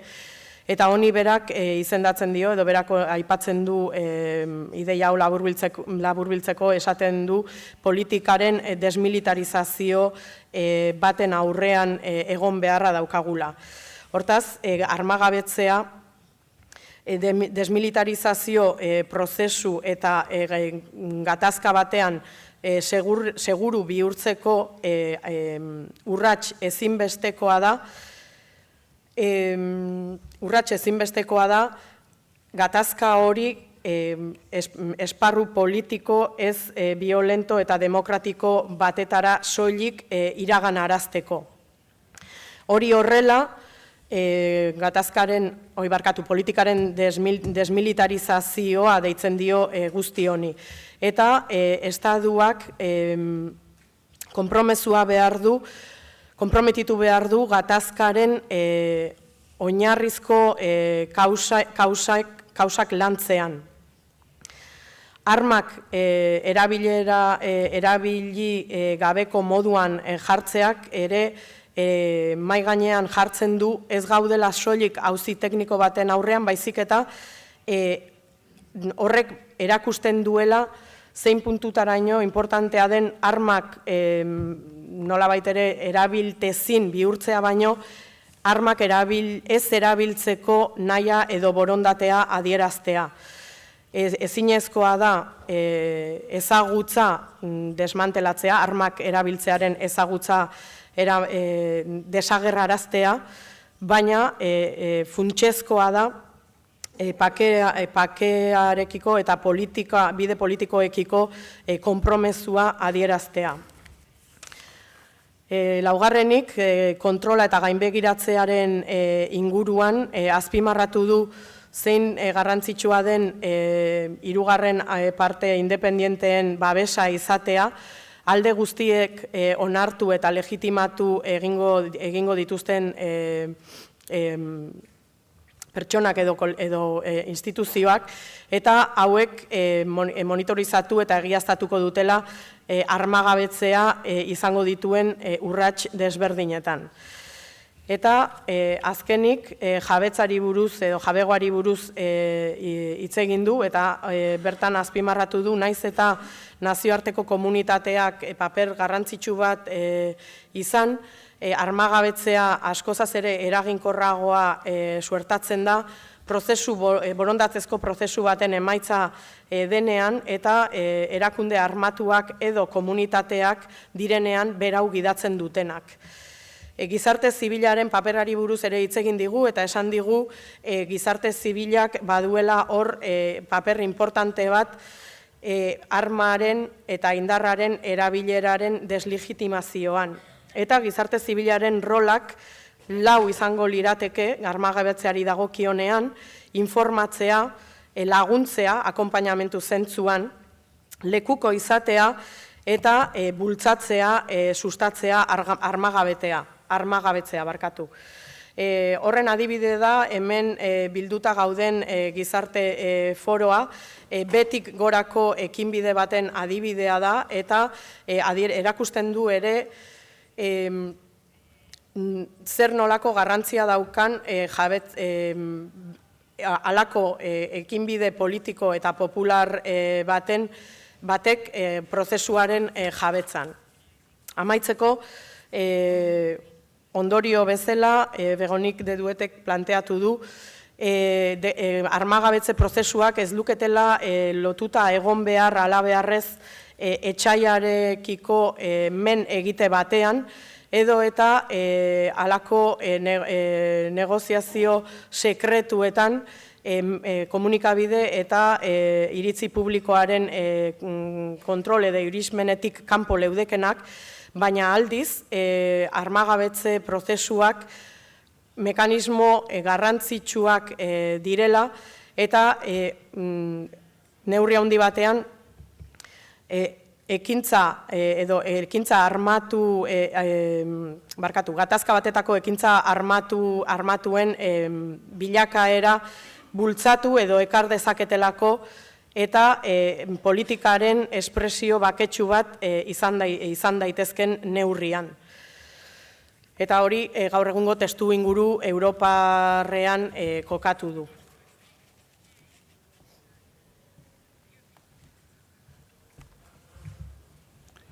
Christian Herbolzheimer nous a indiqué que tout processus de paix s'intéresse à ce qui se passe dans le monde en la matière. Donc, quelles sont les tendances? Il est remonté à l'après-guerre froide, où la tendance à la réduction des conflits et des guerres s'était développée. En 2010, la tendance est renversée. Il nous rappelle que la guerre contre le terrorisme a échoué. Il souligne que dans le monde ancien, aucun processus de paix n'est allé jusqu'au bout de ses objectifs. Il cite l'exemple de l'Afrique du Sud et de l'Irlande. Il nous indique que l'on semble se diriger aujourd'hui vers une seconde guerre contre le terrorisme. Dans ce contexte, ajoute-t-il, tous les processus se cherchent en quelque sorte. L'objectif est la réévaluation des concepts de paix. Où, quand, comment. Il s'est intéressé en particulier au dernier accord de paix signé en 2014 sur la planète qui concerne les Philippines et l'île de Mindanao où s'est poursuivie pendant de très longues années une guerre pour l'autodétermination. Il a fallu 17 ans pour parvenir à un accord.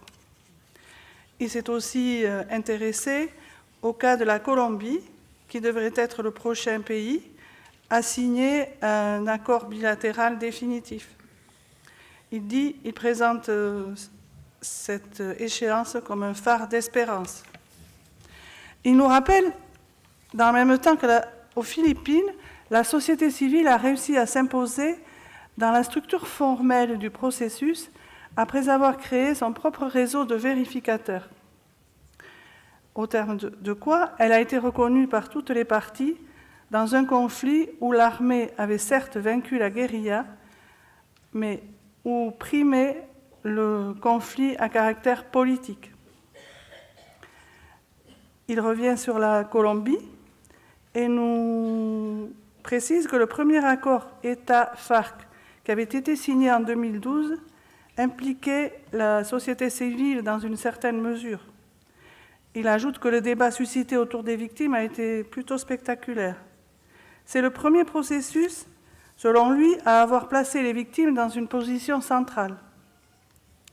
Elle est, semble-t-il, également assurée d'être impliquée dans le futur accord qui doit être signé prochainement. Si l'on s'en réfère au désarmement, Christian Herbolzheimer indique que tous les processus de désarmement s'avèrent moins techniques que politiques.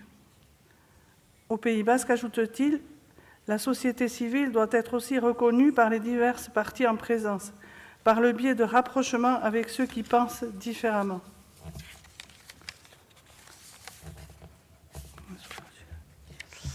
S'il n'y a pas d'appropriation de la société civile, le processus ne marche pas.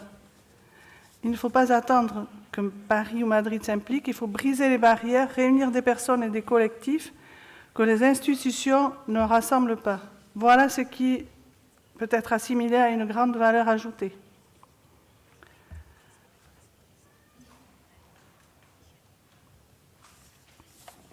Je crois que c'est tout.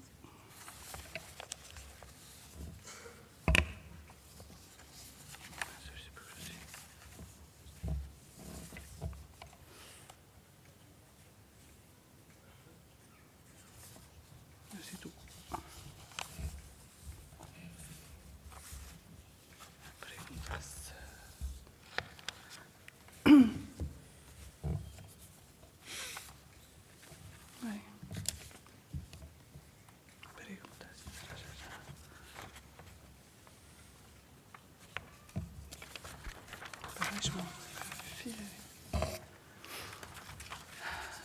Pour ce qui est de la deuxième table ronde, l'une des premières questions, sinon la première, a consisté à demander comment susciter la participation de la jeunesse basque dans ce processus.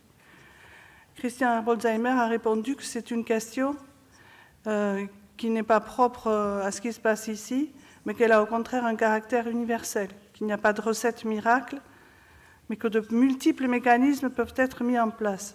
Par exemple, le changement de langage, la capacité de créer des espaces de rencontre. En un mot, la création d'un cadre favorable implique la mise en route de dialogue avec des personnes différentes. Beaucoup a été fait, dit-il, mais il y a encore à faire.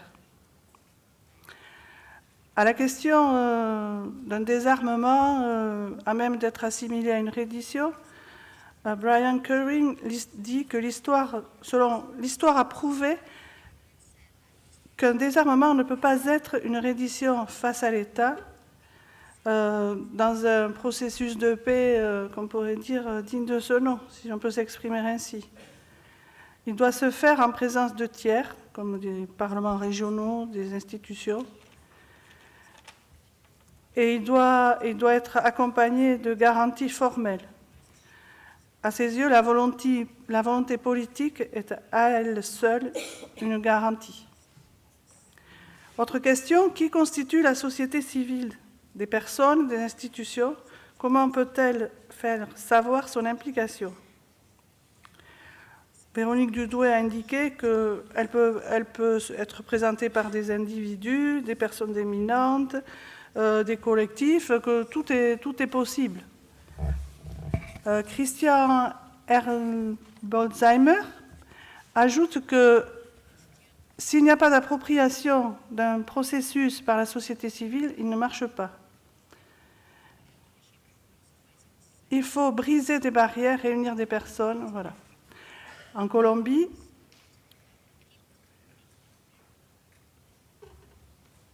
il précise que le cessez-le-feu unilatéral des FARC va devenir bilatéral et que le processus de vérification autonome doit pouvoir être accompagné par un organisme officiel qui fasse partie de la structure.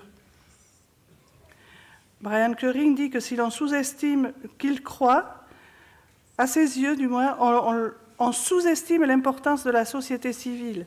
Il faut se souvenir, dit-il, qu'elle exerce son droit de vote en démocratie. Et elle a des moyens d'exercer une véritable influence. Il revient sur le cas de l'Afrique du Sud, où les églises ont joué un rôle très significatif. On ne doit pas oublier non plus le monde du business. Au Pays Basque, on peut se demander si le business basque, qui représente une partie de la société très puissante, on peut donc se demander s'il joue vraiment son rôle. Et qu'en est-il des syndicats? Il ne faut pas l'oublier, tous ces éléments doivent jouer un rôle prépondérant. On l'a vérifié en Afrique du Sud, en période de très grande violence. À la question posée à Brian Curring, avez-vous des contacts avec l'Église basque? La réponse a été brève, non. Autre question, quel doit être le rôle de victime et que penser d'un récit unique? Elles ont un rôle clé à jouer dans n'importe quel conflit. La réconciliation est essentielle pour une paix durable. Il faut les incorporer au processus. Question suivante. Si l'Espagne refuse le désarmement, pourrait-il se faire sous l'égide de l'Europe? Véronique Dudoué se dit vraiment incapable d'imaginer comment un processus de paix ou de désarmement peut être envisagé sans l'implication de l'État qui est le premier concerné. À ce propos, Christian Herbolzheimer, qui se trouvait hier à Bruxelles, pense qu'il y aura des changements. Les FARC, qui figurent encore sur la liste des organisations terroristes, y ont été reçus. Il y avait là des parlementaires espagnols de tous bords. Et le paradoxe, c'est que l'Espagne soutient le processus colombien, mais pas le basque. Une attitude totalement incohérente, car l'Espagne voudrait jouer un rôle plus large que celui qui lui est octroyé dans d'autres processus. Brian Curring ajoute qu'il faut travailler la confiance avec toutes les institutions basques, le gouvernement espagnol. C'est votre challenge.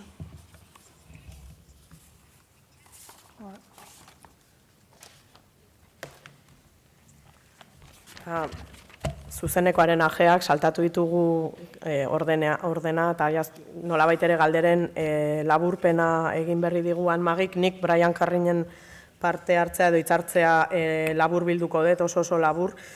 Berak azpimarratu du edo hasieran aipatu du zein puntutaraino egoera berezian dagoen Euskal Bake Prozesua, esanez, bortizkeriarik eza baldin balitz bake prozesu baten arrakastaren gakoa, Euskal Bake Prozesua izango litzateke mundu mailan arrakastatsuenetakoa. Aipatuz, azkenengoz egin duten nazioarteko taldearen bilera batean bertako kide batek egindako komentarioa, ez?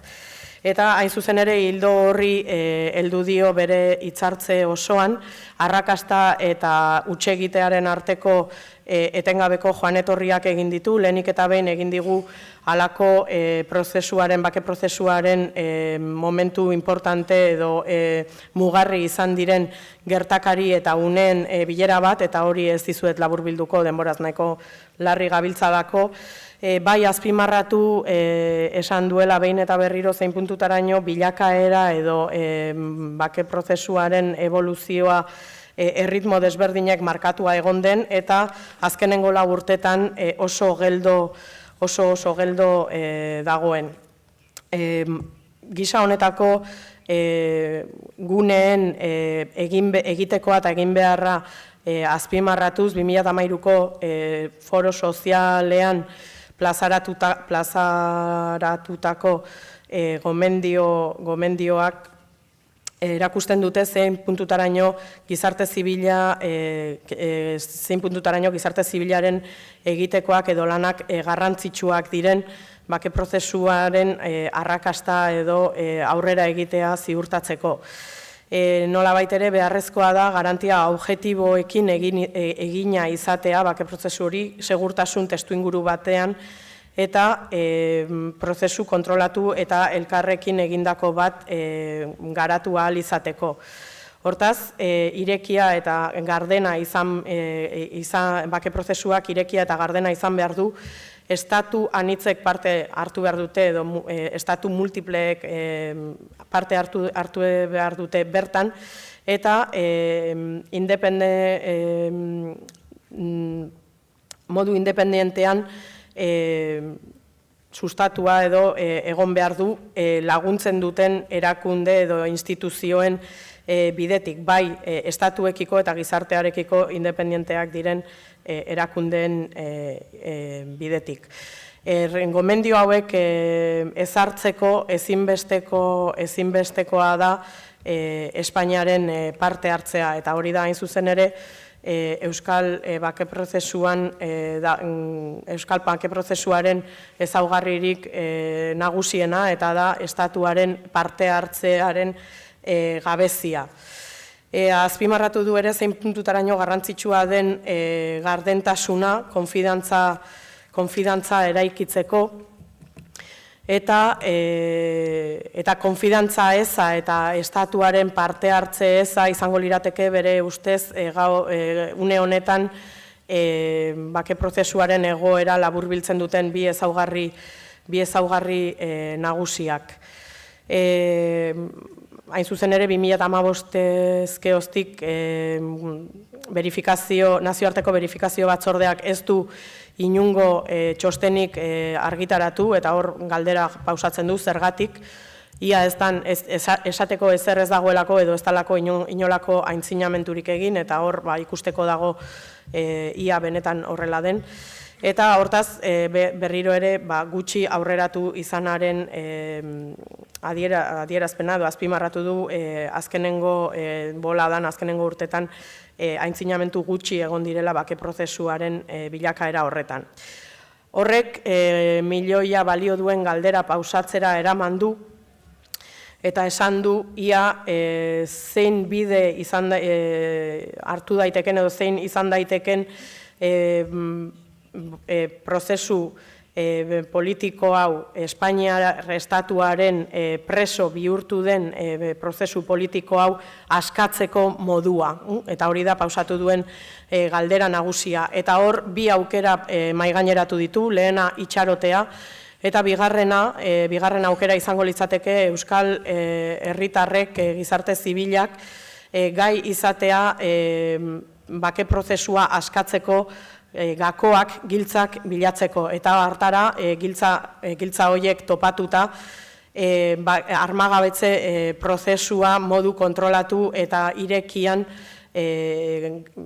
ireki batetara bideratzeko atea irekiko litzateke.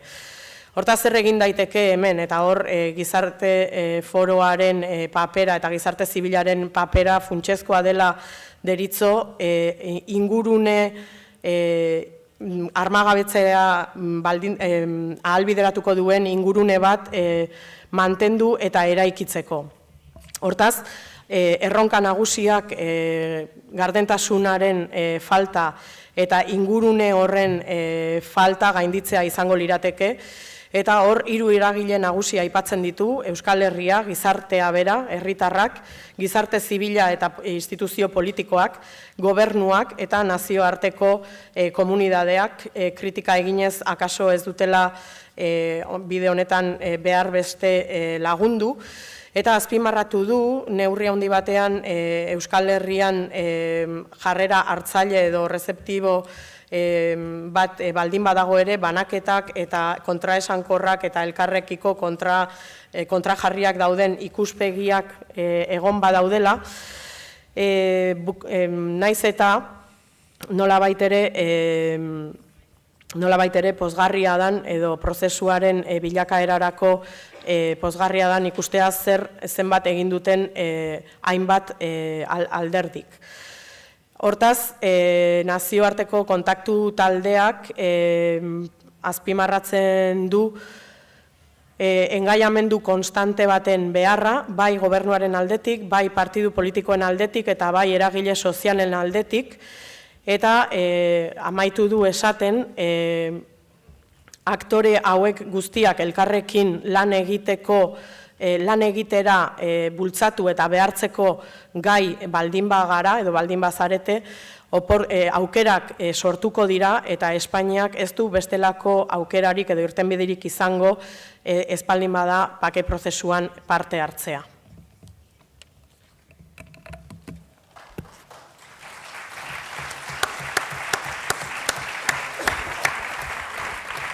Barkatuko gaituzue, denbora pixkat pasa zaigu, bukatzeko azken hitz bat antolatzaileen izenean. Hastapenan egan dugun bezala, gizarte zibilaren parte hartzeaz konbentziturik gaudelakotz foro sozialak berraktibatzea deliberatu ginuen, konbentzituak ginelakotz eta girelakotz baldintzak badirela hemen ere berraktibatzeko hori eta gizarteak garapen honetan, prozesu honen garapenean bere tokia atsemaiteko. Konbendioak berrik zartuz eta gaur main gaineratu dugun Armagabetze prozesuaz hitz egiteko, baina bultzatzeko ere eta egia da gaurko goizuntako saioa entzun ondoren gu hasteko inoiz baino konbentzituagoak gira bagakoaren partea handia hemen dela, gela untan eta gela untatik haratago, eta eskertu nahi zaituztegu denei, itzordu hori apuntaturik, itzordu untara etorririk, gaur lortu baitugu zabaltasun bat adierazten eta hemen ere gizarte zibil bat badagoela prest bere ardurei edo bere erantzunkizunari erantzuteko eta aurrera jotzeko.